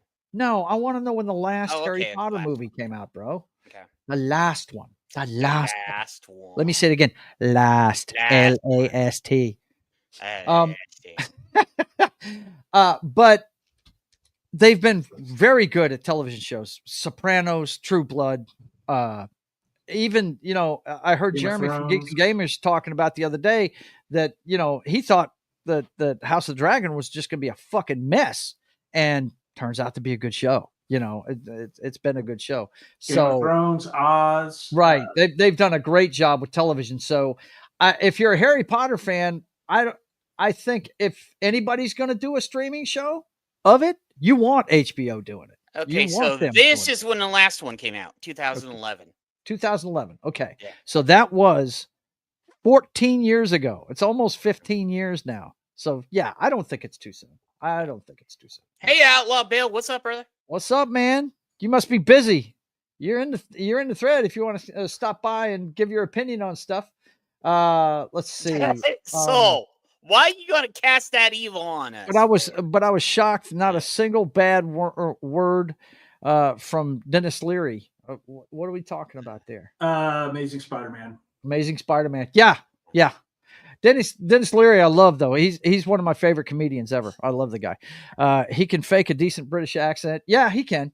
I don't care for Harry Potter. Only Harry balls. You got me to say it, didn't you, dick? Oh my god. Let's see. Which, if people HBO should do a Witcher series. Well, somebody else owns Witcher. Sorry to say. It must be done, Jed, to wash away the filth of the Netflix one. Yeah. Well, hey, that would be great. Yeah. They shouldn't have screwed it up. But anyway, okay, we're getting a little. We spent too much time on the damn Super Bowl. I'll tell you what. Okay, boys and girls, it is time on this Valentine's Day to check in on the sweetheart of the show. And if you don't know who that is, then you're just not paying attention to the show at all. Let's go. How do you want me to handle the Sydney issue? The Sydney issue? Well, we should have a consensus on how the White House is going to handle it. Well, I certainly hope the Sydney issue refers in some way to a problem that we're having with Australia, because if it's anything other than that... Mr. President, Ms. Sweeney? To see you. Have her come in, please. I am finished here. Yes, sir. There is no Sydney issue.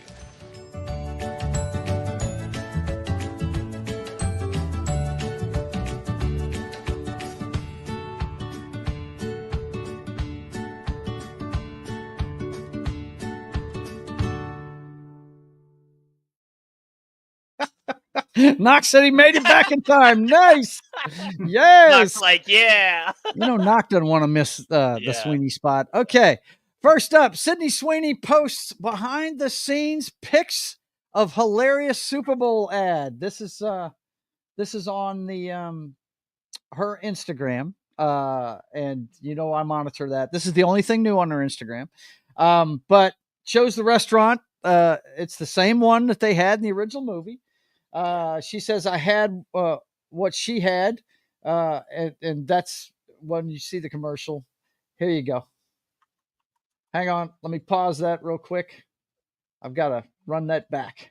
I got to refresh this and run that back because I forgot to turn the sound out. Okay. Anyway, this is the commercial right here, guys. Check it out. It's the Super Bowl ad that she was in.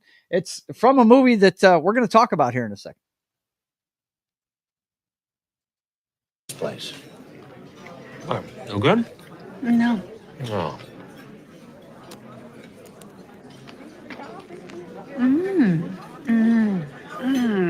There we go. Oh my gosh. Oh, boy. So good. Oh, it's so. This one's real. Oh.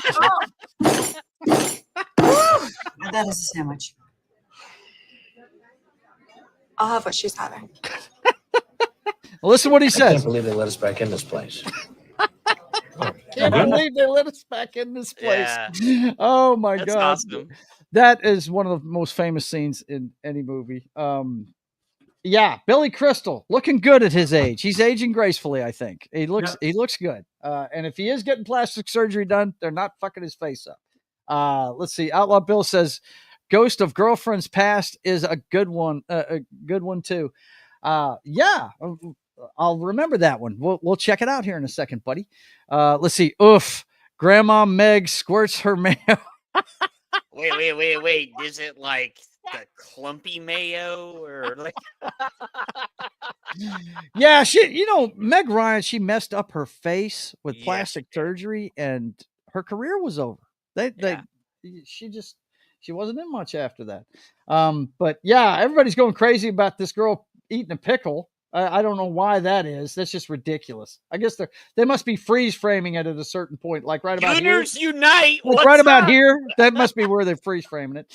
But anyway, yeah, it's a Hellman's commercial, and this is just her messing around with the crew and everything on the set. And I just want to say one thing. Shout out to Smash JT and the boys in the Gooner Army and everything over there. Oh my God, the Gooner Army? You're part of a Gooner Army? No, please don't tell me that. You're scaring me, Jed. You're scaring me. He's a furry and a Gooner. Wow. And speaking of that, we've got more greatness from the Bugle Daily. I've been seeing a bunch of these. Parrot Head has sent me a few of them. Dude, Bugle Daily is doing the Lord's work. They like them some Sydney Sweeney. This one is hers, April O'Neil, I believe.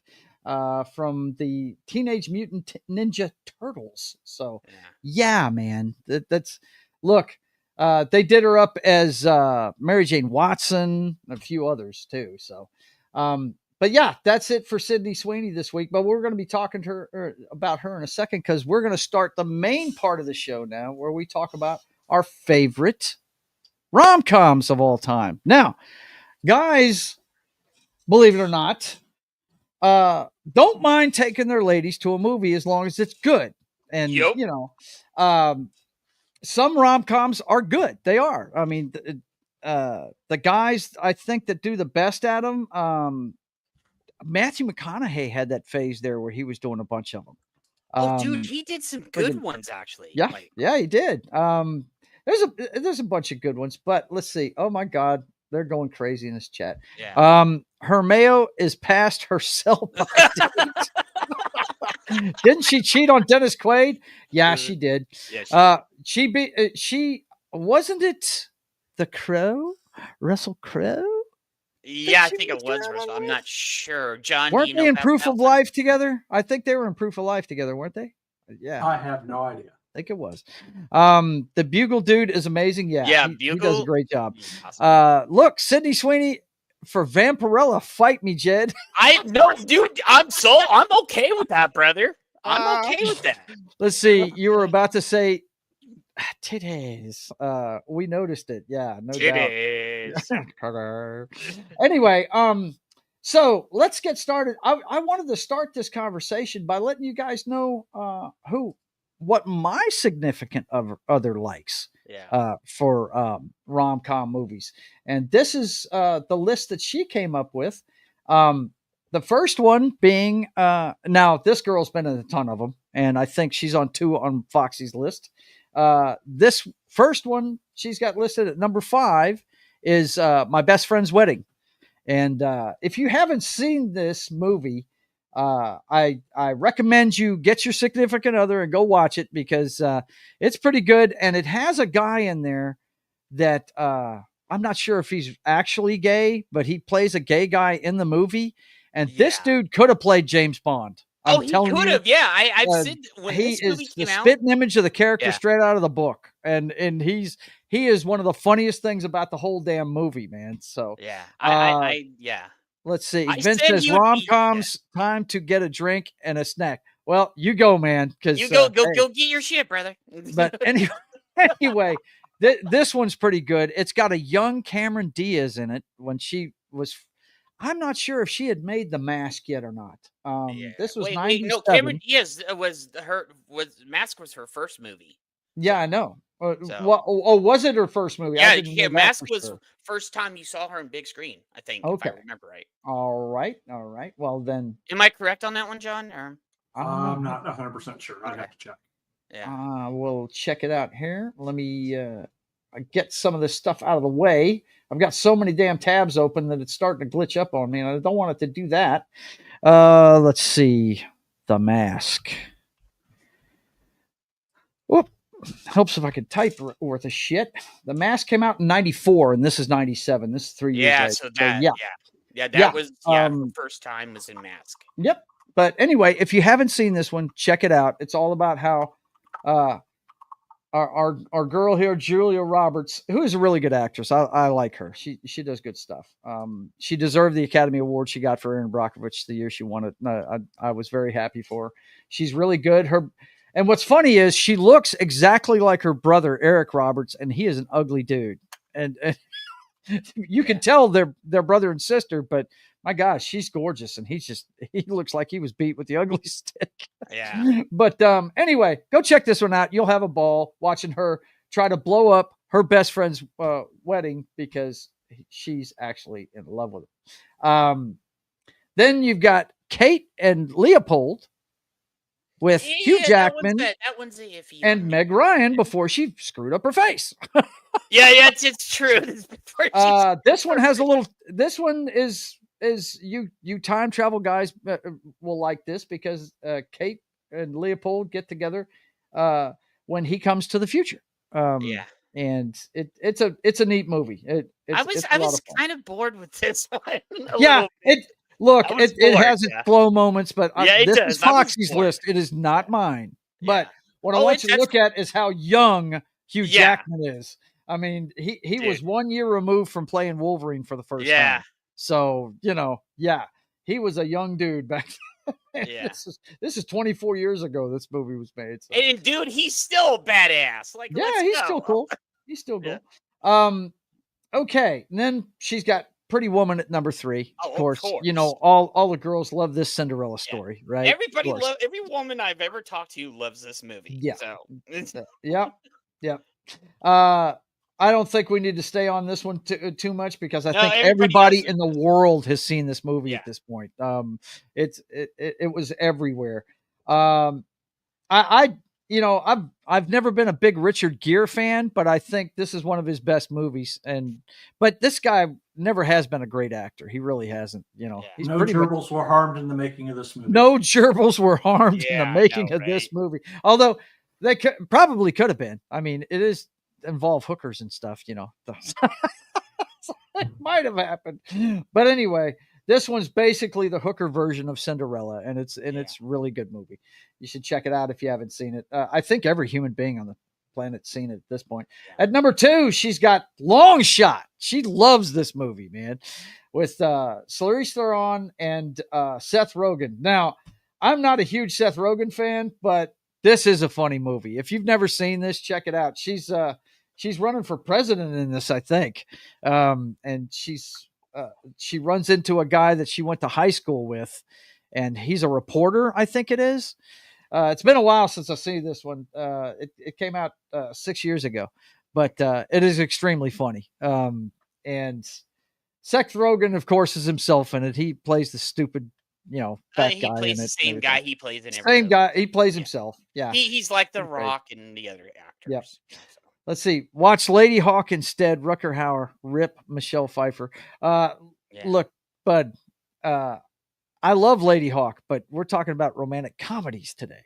I mean, last year I said romantic movies, period, and it was a different thing. But today it's romantic comedies. That's a fantasy movie right there, Lady Hawk, and it's a great one. It really is. Are you surprised? All the 304s think they can pull in a millionaire. Yeah, it's ridiculous. Yep. Okay, I'm gonna have my boomer moment. 304. Okay, I mean a hoe. It's a hoe, John. It's a hoe. It's a hoe. Oh, okay. Yeah. All right. I say that a lot on here recently. All right, so Wouldn't that's that her be number 403? 2. And then her number 1 is 27 Dresses. Now, I've never seen this. I'm not a fan of the girl that's in it. This one, it's kind of boring, but it does have its funny moments. Yeah, she loves this movie. Yeah. But if a chick likes it a whole lot, I'm probably going to steer in another direction. A lot of women do like this movie. So yeah. Mm-hmm. Yeah, I can confirm on this. It's basically like My Best Friend's Wedding. Yeah. She's trying to torpedo the shit, and yeah, it's so yeah. That's and the whole thing is she's been a bridesmaid 27 times, and that's the reason why the thing. So yeah. That's crazy. That's absolutely crazy. But anyway, that is Foxy's list.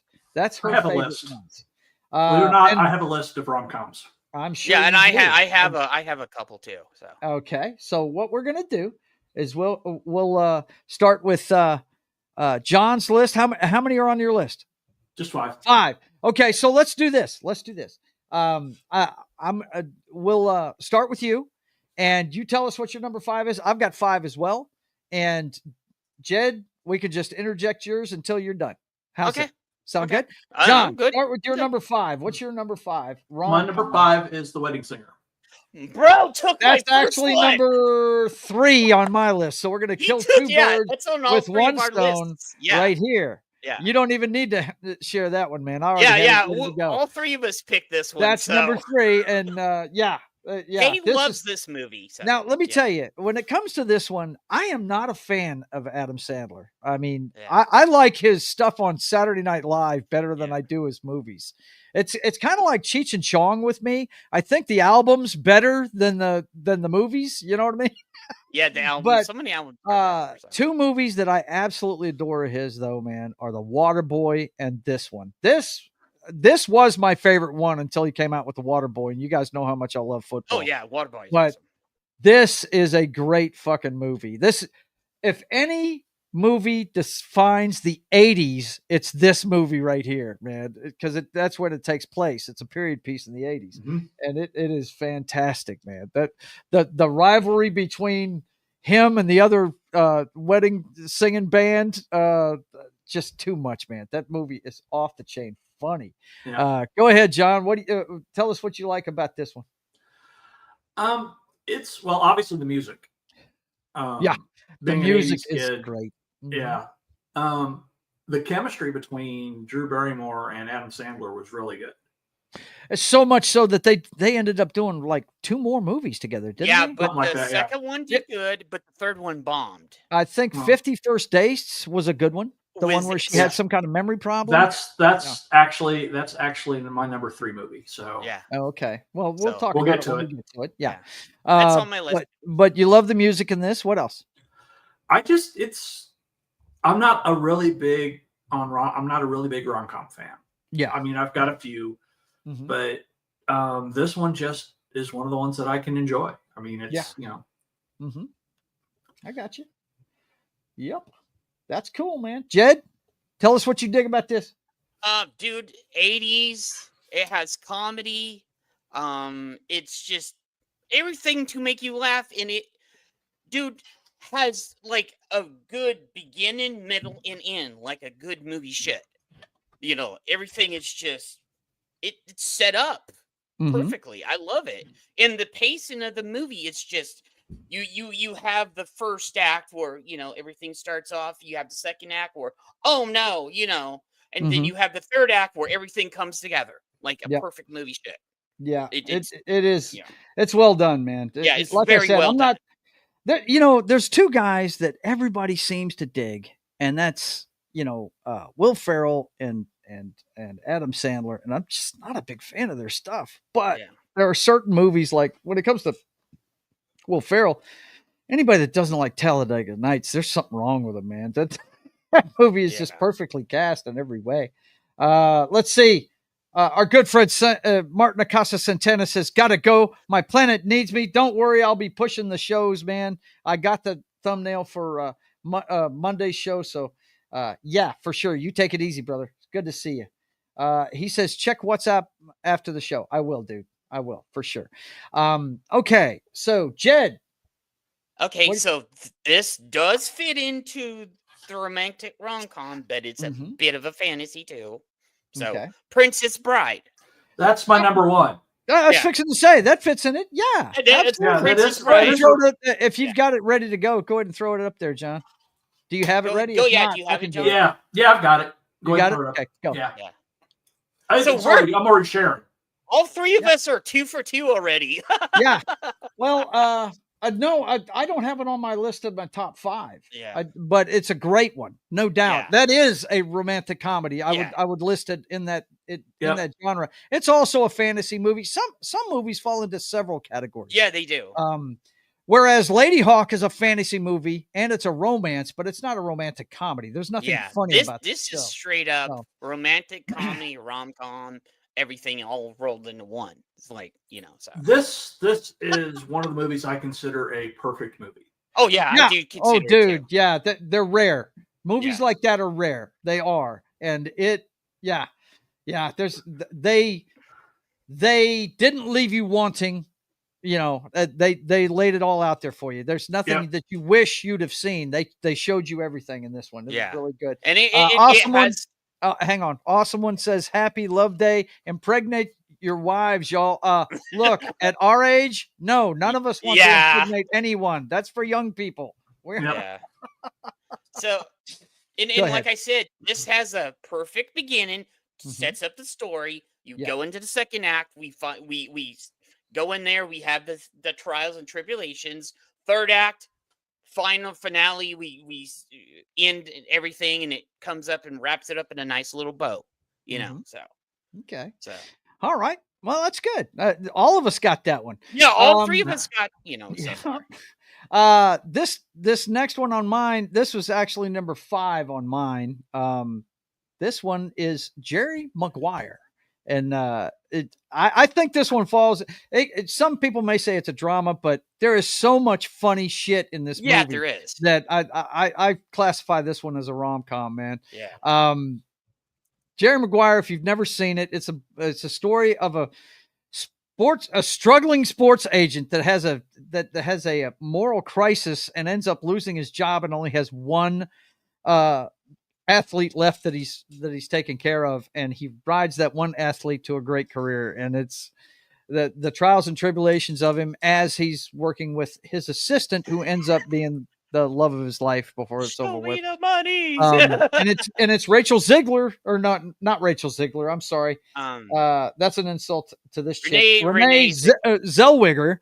This is her before she screwed up her face. Yeah, with yeah. plastic surgery. And it's before her voice got all craggly and stuff too. Yeah, she was cute, man. She was cute back in the day. Dude, the scene where he knows he's got this guy by the balls, and he's trying to hang on to. He's trying to hang. He's got all these people hanging on the line to talk to him to try and keep him as clients on his last day at his firm. And he starts talking about "Show me the money." If that is a classic scene, I believe that's the one that got Cuba Gooding Jr. his Academy Award for Best Supporting Actor for this flick. He basically he beats Tom Cruise like a drum on the phone. It's ridiculous, man. He owns him. And then Tom Cruise's famous speech, "I'm just a guy standing right here looking at a girl, you know." Show me the money. That's right. It's a family motto. Yeah. Show me the money. He starts dancing. I think Can you feel it, Jerry? I can't feel you, Jerry. Hey, John, did you have this on your list? Nope. This one I didn't either. So that's the first one. Man, I love it. I could watch. This is one of those movies I could put on a loop. And like I said, there's certain romantic comedies that the husbands don't mind watching. This one, the backdrop is an agent that's involved in the NFL. So we love football. It's great footage. Troy Aikman's in this. He actually has a cameo in it, not just footage of him. My boy Troy, back when he was a badass. Yeah, it's pretty cool. Let's see. Dinner, y'all. Okay, take care. Awesome one.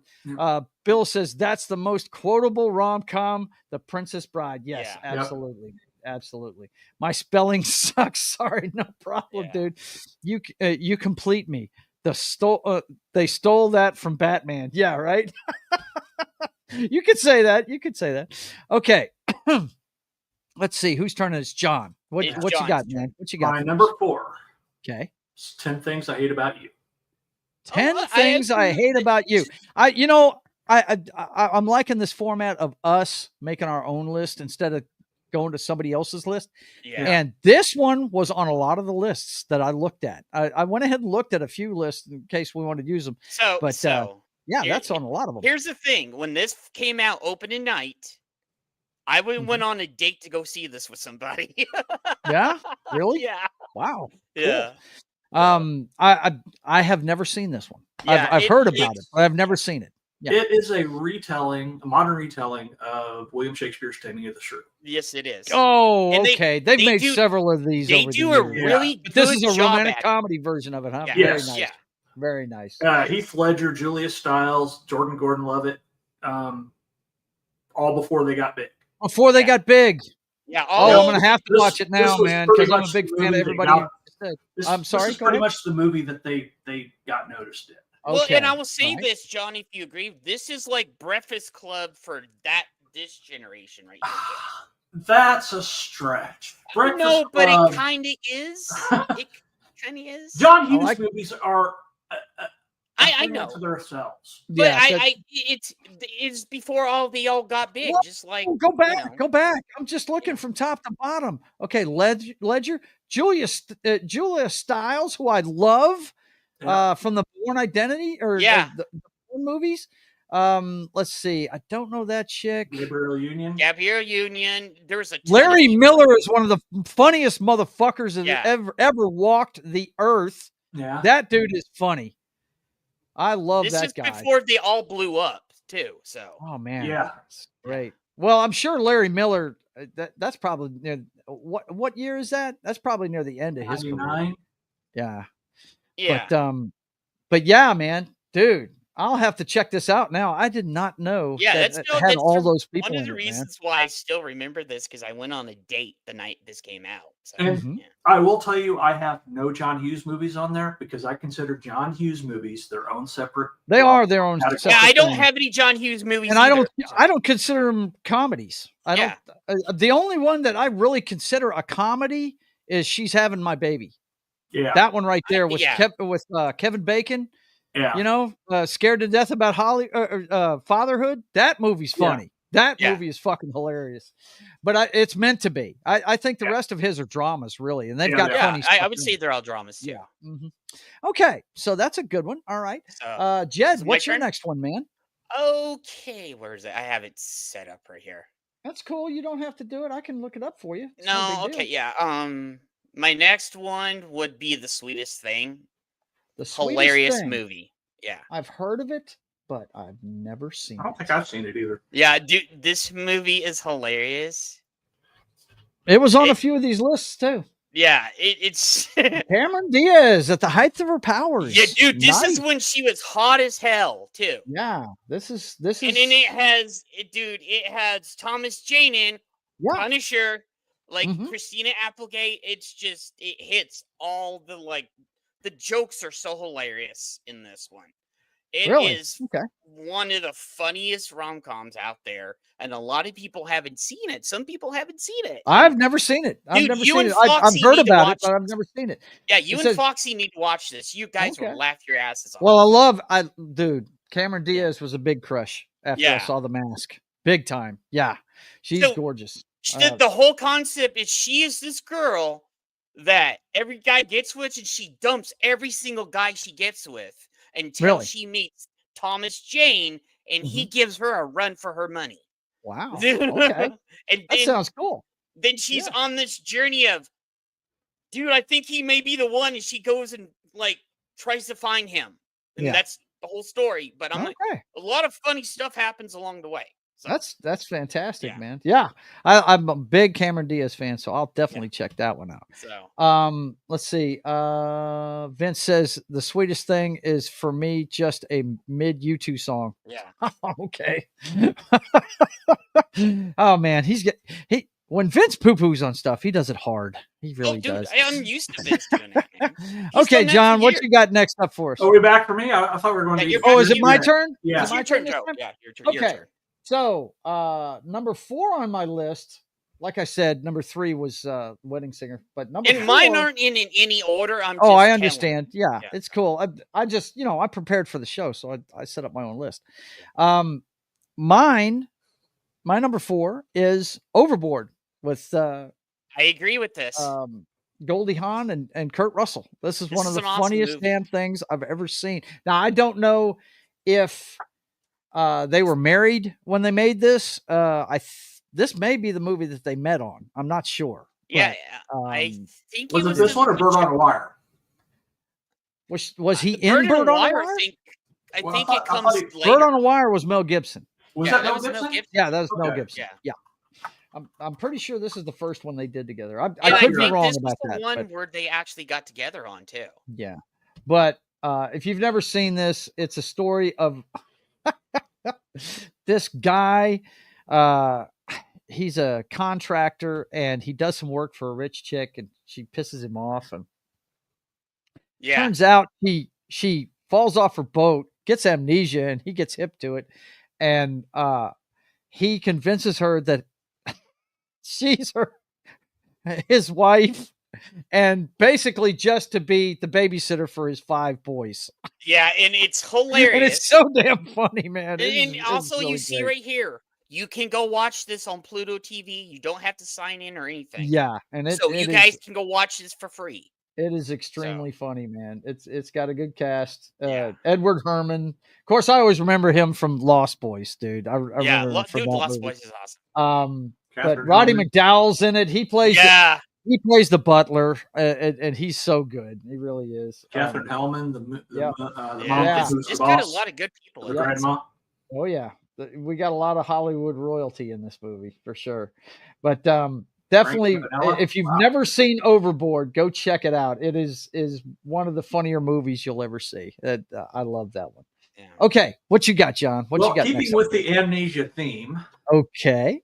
My number 3 is 51st Dates. 51st Dates. Oh yeah, I agree with this one. Nice. I do. Yeah. I think it's the better of the 3 Adam Sandler movies. Wedding Singer's great, but this one just, as a romantic comedy, this one's better. Yeah, because he sticks with her, man. Yeah. That ending. That's the ending's awesome. Yeah, the ending's awesome. Yeah, I agree. That whole ending. I mean, it's just It's another one of those complete movies. It's not a perfect movie, but it's one of those complete movies. Yeah. Like, That tells the story. It has the beginning, middle, and it has an end. But the end isn't ambiguous, or he the good shows guy he wins. really loves her there. Yeah, well, he wouldn't. He wouldn't go on 50 first dates with her if he didn't give a shit. Come on, man. I know, but the end makes your heart warm to see what he actually does for her. Yeah. So. I haven't seen that in a Sean long Astin's while. in it. Pretty sure I'll rather watch Captain Ron. Yeah, Captain Ron's funny. I'm sorry. Go ahead, John. Yeah, Rob Schneider's in this. Sean Astin, Dan Aykroyd, Maya Rudolph. Well, Rob Schneider's in half of his movies. Yeah, that really doesn't count. Sean Astin. Yeah. It's good Dan stuff, Aykroyd, man. like I said, it's got some big names in it as well. Oh yeah, for sure. That's a good one, man. That's a good one. Which number is that on your list? 3? That's number 3. Number 3. Okay. All right. So, Jed, you got another one for me? Yeah, The Proposal. I actually that almost made it into my top 5. That one almost made it in my top 5. I actually got rid of that one after I started thinking about it. But The Proposal is good. And it Betty White in it too, so she, does a fantastic job in it as the grandmother. Who's that? Betty White being the grandmother. Oh my God, yeah. Yeah, it's Proposal is like one of the funniest. I love all these ones have a good thing. They make you laugh. They make you feel good. Well, that's the whole point. They're comedies. They're supposed to make you laugh. Yeah. This one has a premise where she's about to lose her visa. I think she's Canadian. Yeah, right? she's losing her visa, so he has to stay in the country. And the whole thing is she treats him like complete shit. And then all of a sudden she needs him, or she gets fired from her job, and he's over here like, "What you got to do now, bitch?" Right. Yeah, absolutely, man. Absolutely. That's a really good one. Sandra Bullock. I always liked her. I think my favorite movie with her, and it's Miss Congeniality. But and it has our boy Ryan Reynolds in it too. Ryan Reynolds, he's always good. He's always good. He's a great smartass. Yeah, he's nobody does smartass like he does. Yeah. No doubt. Let's see. One of the few Adam Sandler films I'll watch, talking about 50 First Dates, I'm sure, is Romancing the Stone considered a rom-com? Yes. Well, we'll decide that here in just a little bit, because guess what, guys? The next one on my list, that's since we already talked about The Wedding Singer, number 2 on my list is Romancing the Stone. Now, funny story about this. I can't watch this movie with my wife. She will not watch this movie. Why? Because she was married to a man for 16 years, and the only movie he ever took her to was this one. And she refuses to watch it to this day.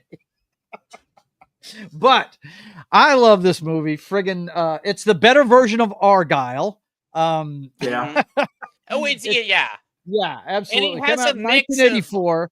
My boy Michael Douglas is in it. He's an adventurer, kind of like at first he comes off like he's an Indiana Jones type dude, but he's really just a dude trying to make a buck. Really, that's all he is. He's trying to get back to the States. He's trying to make money. Back when I was little, Joe, I also thought they had a tiny bit of Alan Quartermain in there too.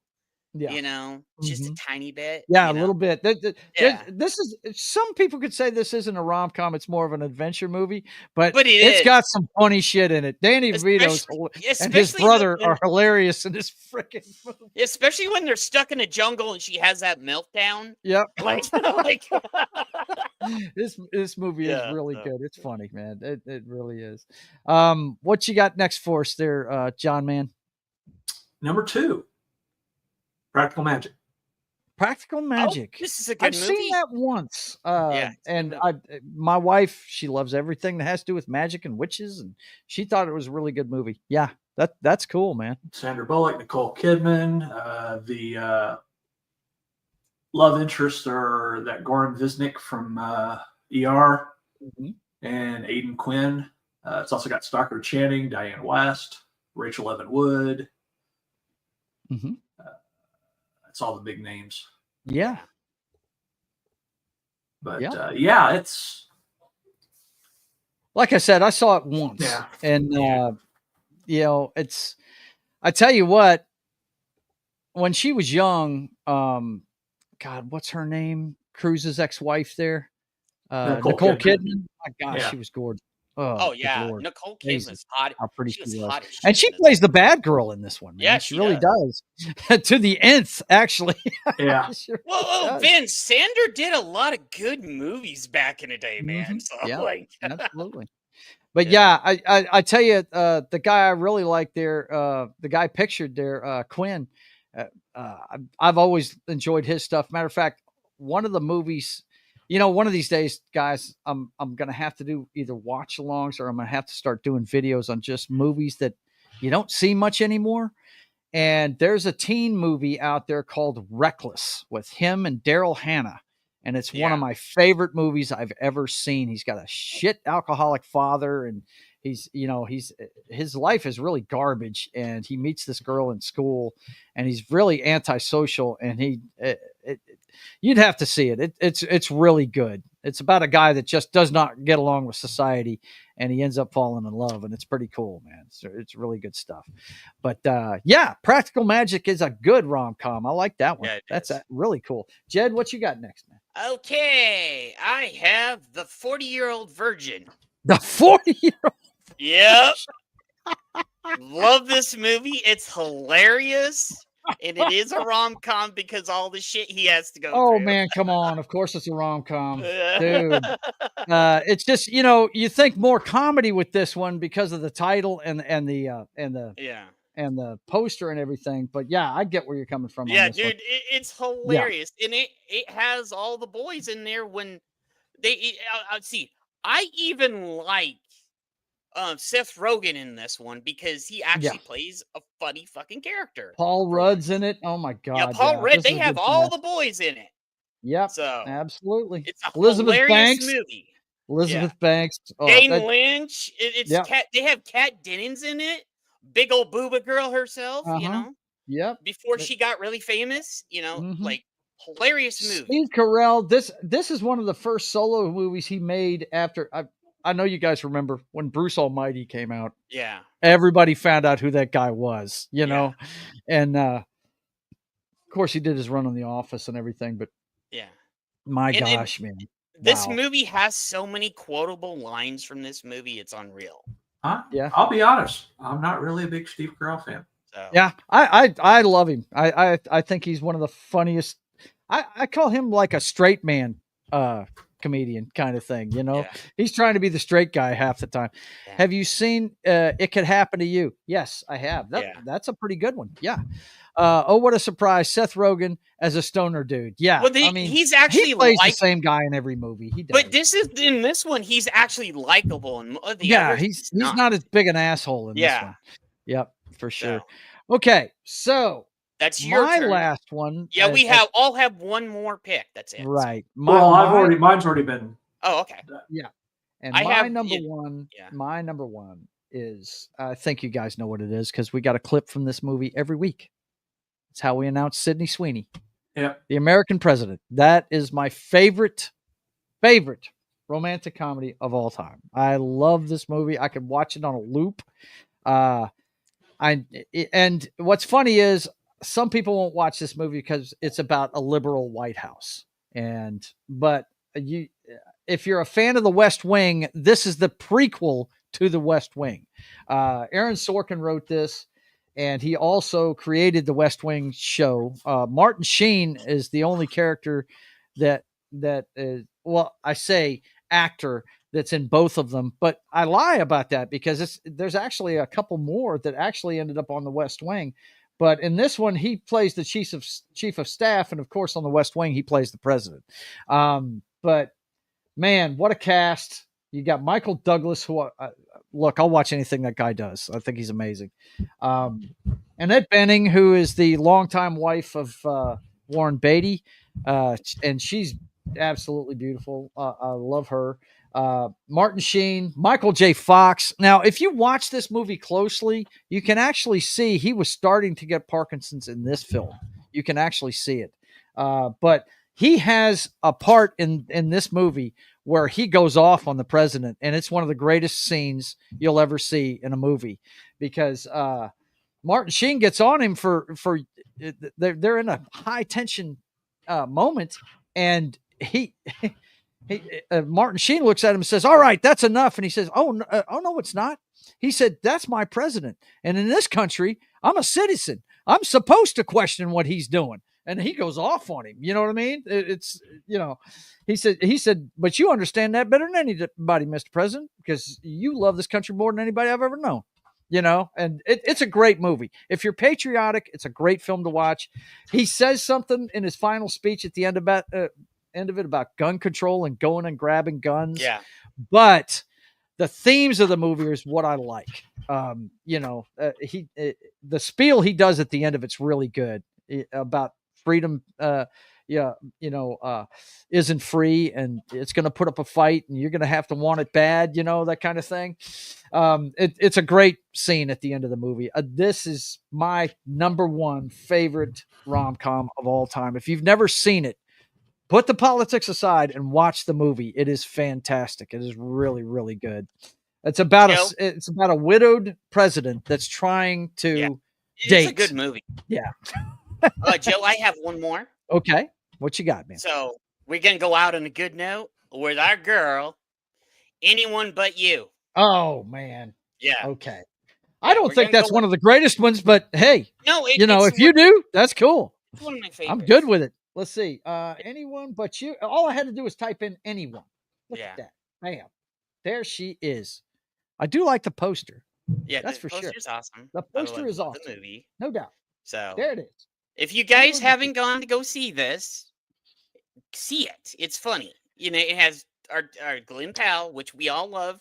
He's an awesome dude. He's a Giga Chad. Yeah, that guy's got he's on the right arc, man. And you know what I love about the guy? You don't hear him on social media. You don't see anything from this guy. So yeah. And this is recent. Came out just recently. Oh yeah. Matter of fact, I mentioned it a few times on the show. This is the highest grossing comedy of the 21st century, which should tell you something about comedies that have come out. Yeah, how bad. This is the highest grossing one, man. But we put up some bangers up here, and I wanted to put this in there because I think for it sure. It, Well, it's the girlfriend of the show. We got to put her in there, don't we? Yeah, we got to put her in there. So I put all my other favorites in there. So for sure. But it's a good story. They meet the first time they meet. It's kind of awkward for both of them. Yeah. And then after that, they end up trying to help each other at a wedding, and it's pretty funny. Yeah. And if you have Netflix, it is on Netflix and Prime Video, like it says. So go watch it. It's funny. Go watch with your girl. You guys will love it. Yeah, it's good stuff. Did you like this one, John? Have you seen this one? Never saw it. I don't. Like I said, generally I don't do romantic comedies. If I do, they're. So Allie doesn't like watching movies. Yes, she does, but we don't. You should watch this with Allie. I think you guys will have a good time. Yeah, it's good stuff. But anyway, that's our Valentine's Day special. I hope we gave you some good picks to check out. Let's see. Don't forget the ones that they said in the chat. I know Outlaw Bill was talking about It Can Happen to You. Hang on, let me pull that one up for him real quick. I can't remember what that one's about. Let me check it out real quick. It Could Happen to You.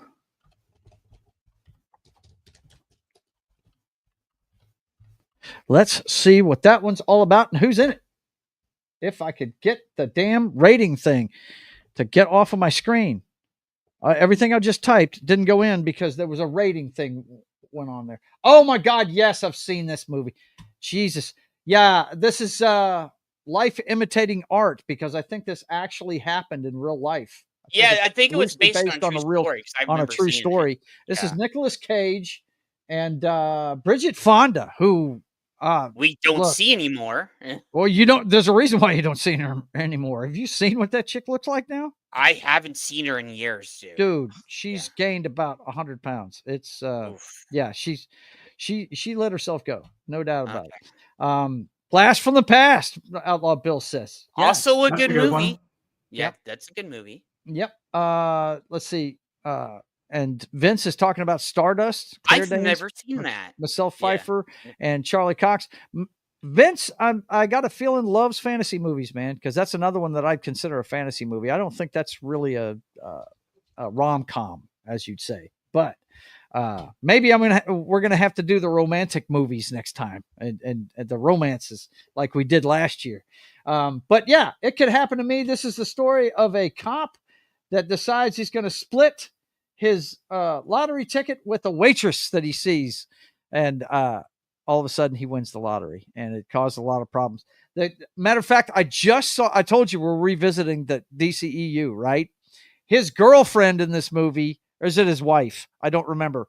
Is he married in it? I can't remember.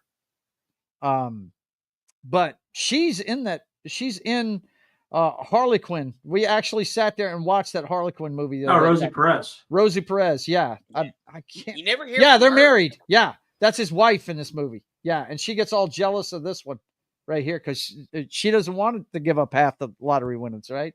Yeah, this is a good movie. It really is. That's a good one. You had me look up there, Outlaw Bill. That's a good one for sure. But yeah, something like that actually happened in real life. I think a cop and a waitress were splitting a lottery ticket. So that's a cool one. I like that one. I like that one a lot. Good stuff. Okay, so anything you guys want to push before we get out of here this fine Wednesday evening? I got that already pulled up for you, sir. Thank you, I have learned to get that thing up there. There you go. Tell them about it, dude. This is where I talk about all the things I love. Joe comes over there. I want to get John over there sometime.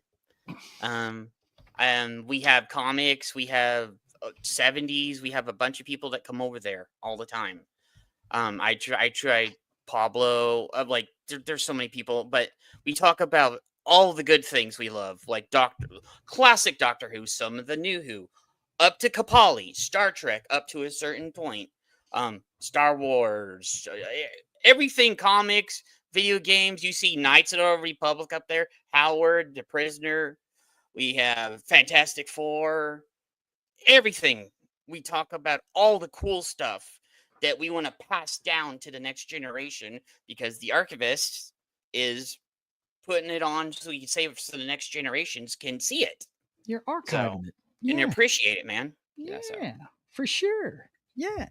So when he wants to calm down and not yell so much, he goes over to the archivist and does stuff over there. So he can laugh at it more. Yeah, that's it. And his laugh is infectious. So, you got to get into And we that. just recently did a New Year's show about a month ago. I'm going to start. I had to get my dental work over, but we're going to start doing more stuff on the archivist. I'll pull Joe over, comics and others. And we'll be talking about some other cool stuff. So very cool, man. Very cool. Excuse me. Let's see. I see my man is throwing up some links in the chat real quick. Let me grab them if I can. Let's see. There it is.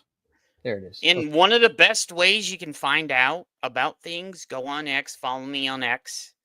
I tell about Joe, all the shows I do with Joe, all our shows I do on my channel, all the shows I do on the archivist. So you find out everything on X. So go check out Jed Ribble on X. John, tell them what's up with your store, man. Oh yeah, it's I got a little store here. It's just it's the only item I have in it right now is the cover of my first book. I am doing one of the cover of the second one because Joe likes that one a lot. So yeah, I do. I love it. Look, I don't know if I told you the story, man, but when I was a kid, I made a mixtape. We used to make these all the time in the 80s.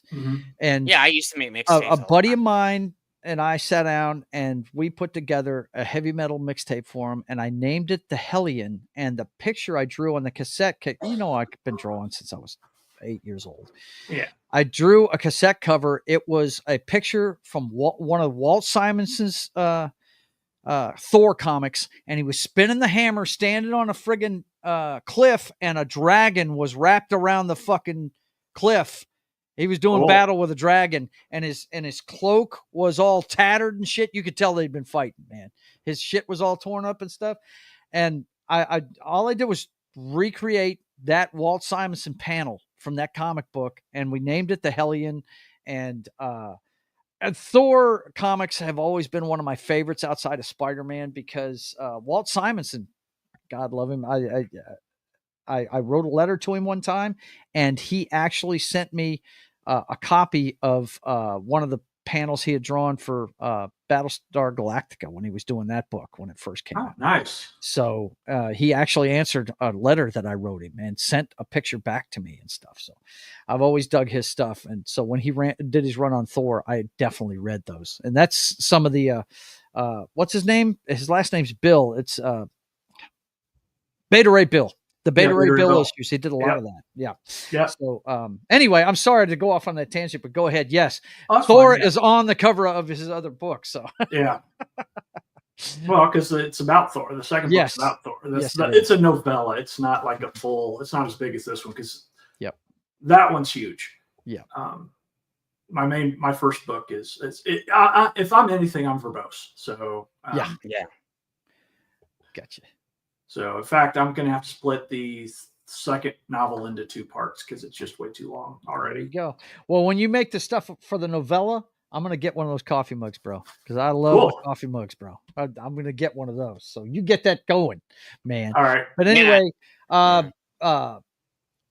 Vince has put all those links in the chat for you guys. His book's available there and everything. So go check out John's stuff. It's freaking awesome, guys. Yes, it is. You won't regret it. Yep. He says, poor Cliff. What has he ever done to you? You bad man.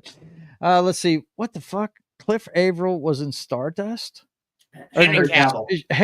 Henry Cavill. Where did I come up with Cliff Averill? Oh, that's a short circuit that scares me right there. Henry Cavill was in Stardust. Must have been one of his first. Yeah, I guess so.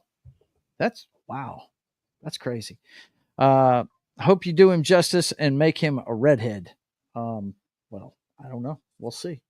But anyway, okay. So that takes care of everybody's stuff they want to push. I'm going to let you guys know what's going on with the channel real quick while Vince puts all the links in there. And by the way, if you would go by my channel when you get a chance and give us a subscribe. I'm up to 513 now. And so that's my channel, guys. So you can go check me out whenever you want to. And I do video game streams and a political stream with my brother every week. And this is the one everybody's been waiting on. We're going to start it Tuesday. We are going to begins this Tuesday at 10 p.m. Central Time. So you guys, will see the beginning of something epic. Yep, for sure. So anyway, also we don't want to forget that Friday you want to tune into Pop Culture Minefield's channel. Check out Game Night with John as Knock and Jed troll him into playing GTA. I'm just kidding. He's playing Fallout. Tale of Two Wastelands. You guys come check it out every Friday on Pop Culture Minefield at 8 p.m. Central Time. Yeah, and also on Pop Culture Minefield, don't forget that we're going to be doing the finished television series Conflict. We're going to be looking at that on Military Monday this Monday. I've got to find this thing. They told me they'd get me a link to it. So I got to find it, watch it to get ready to go on this thing. But it's Gary and Anima and Martin on Monday morning. And we're talking military stuff. Gary and I are veterans. We always like to talk about military stuff on Monday morning. So come check it out on Pop Culture Minefield's channel. And then It's Only Talk and Roll comes your way 4 p.m. Central Time on Mondays. If you missed the Ray Harryhausen Sinbad movie show, John was on it yesterday. I'm sure you guys had a good time. And I look, I was mourning the end of the NFL. I played Madden all day on Monday. That's all I did. I was like, it's over. Shit, son of a bitch. Don't get to see another game until next September. But anyway, you guys go check out that 70s Rock Fans channel. Check that show out. I'm sure they had fun doing it. And this show comes your way every Monday at 4. Did he say what we're going to do this week? Or I was thinking we weren't going to. I don't think we're doing a show because may not be. Yeah, every once in a while he takes a week off. So yeah. But the regular time for it is 4 p.m. Central Time. And like I said, the big news here, of course, my brother and I are back on Sundays at 6 p.m. Central Time with the Brothers Hack the Matrix. Don't forget about that one. And his like only political show. Yeah, that's my only political show, and I only do it with my bro because, it's something that he and I like to do together. And don't forget, Mass Effect's going to start on Tuesday at 10 p.m. Central Time. I did enjoy the first one. I'm looking forward to playing the next one. So you guys come check it out as I have a cocktail and hang out with my friends. And I think on Friday at 1 p.m. Central Time, I may be doing something special for Foxy. If you want to see what I'm doing, you guys come check it out. I may be doing I'm thinking maybe doing a Valentine's Day picture of the Royal Fox and the Privateer. That could be awesome. You know what I mean? Cool. I'm thinking about doing that this Friday. So you guys come check it out, 1 p.m. Central Time, as I do my comic book. And other than that, boys and girls, I want to thank you for being here. Vince has put everything in the chat. I hope he put his little disclaimer that he usually likes to say. I hope it's in there. Oh, there he is, right there. Scrolling down.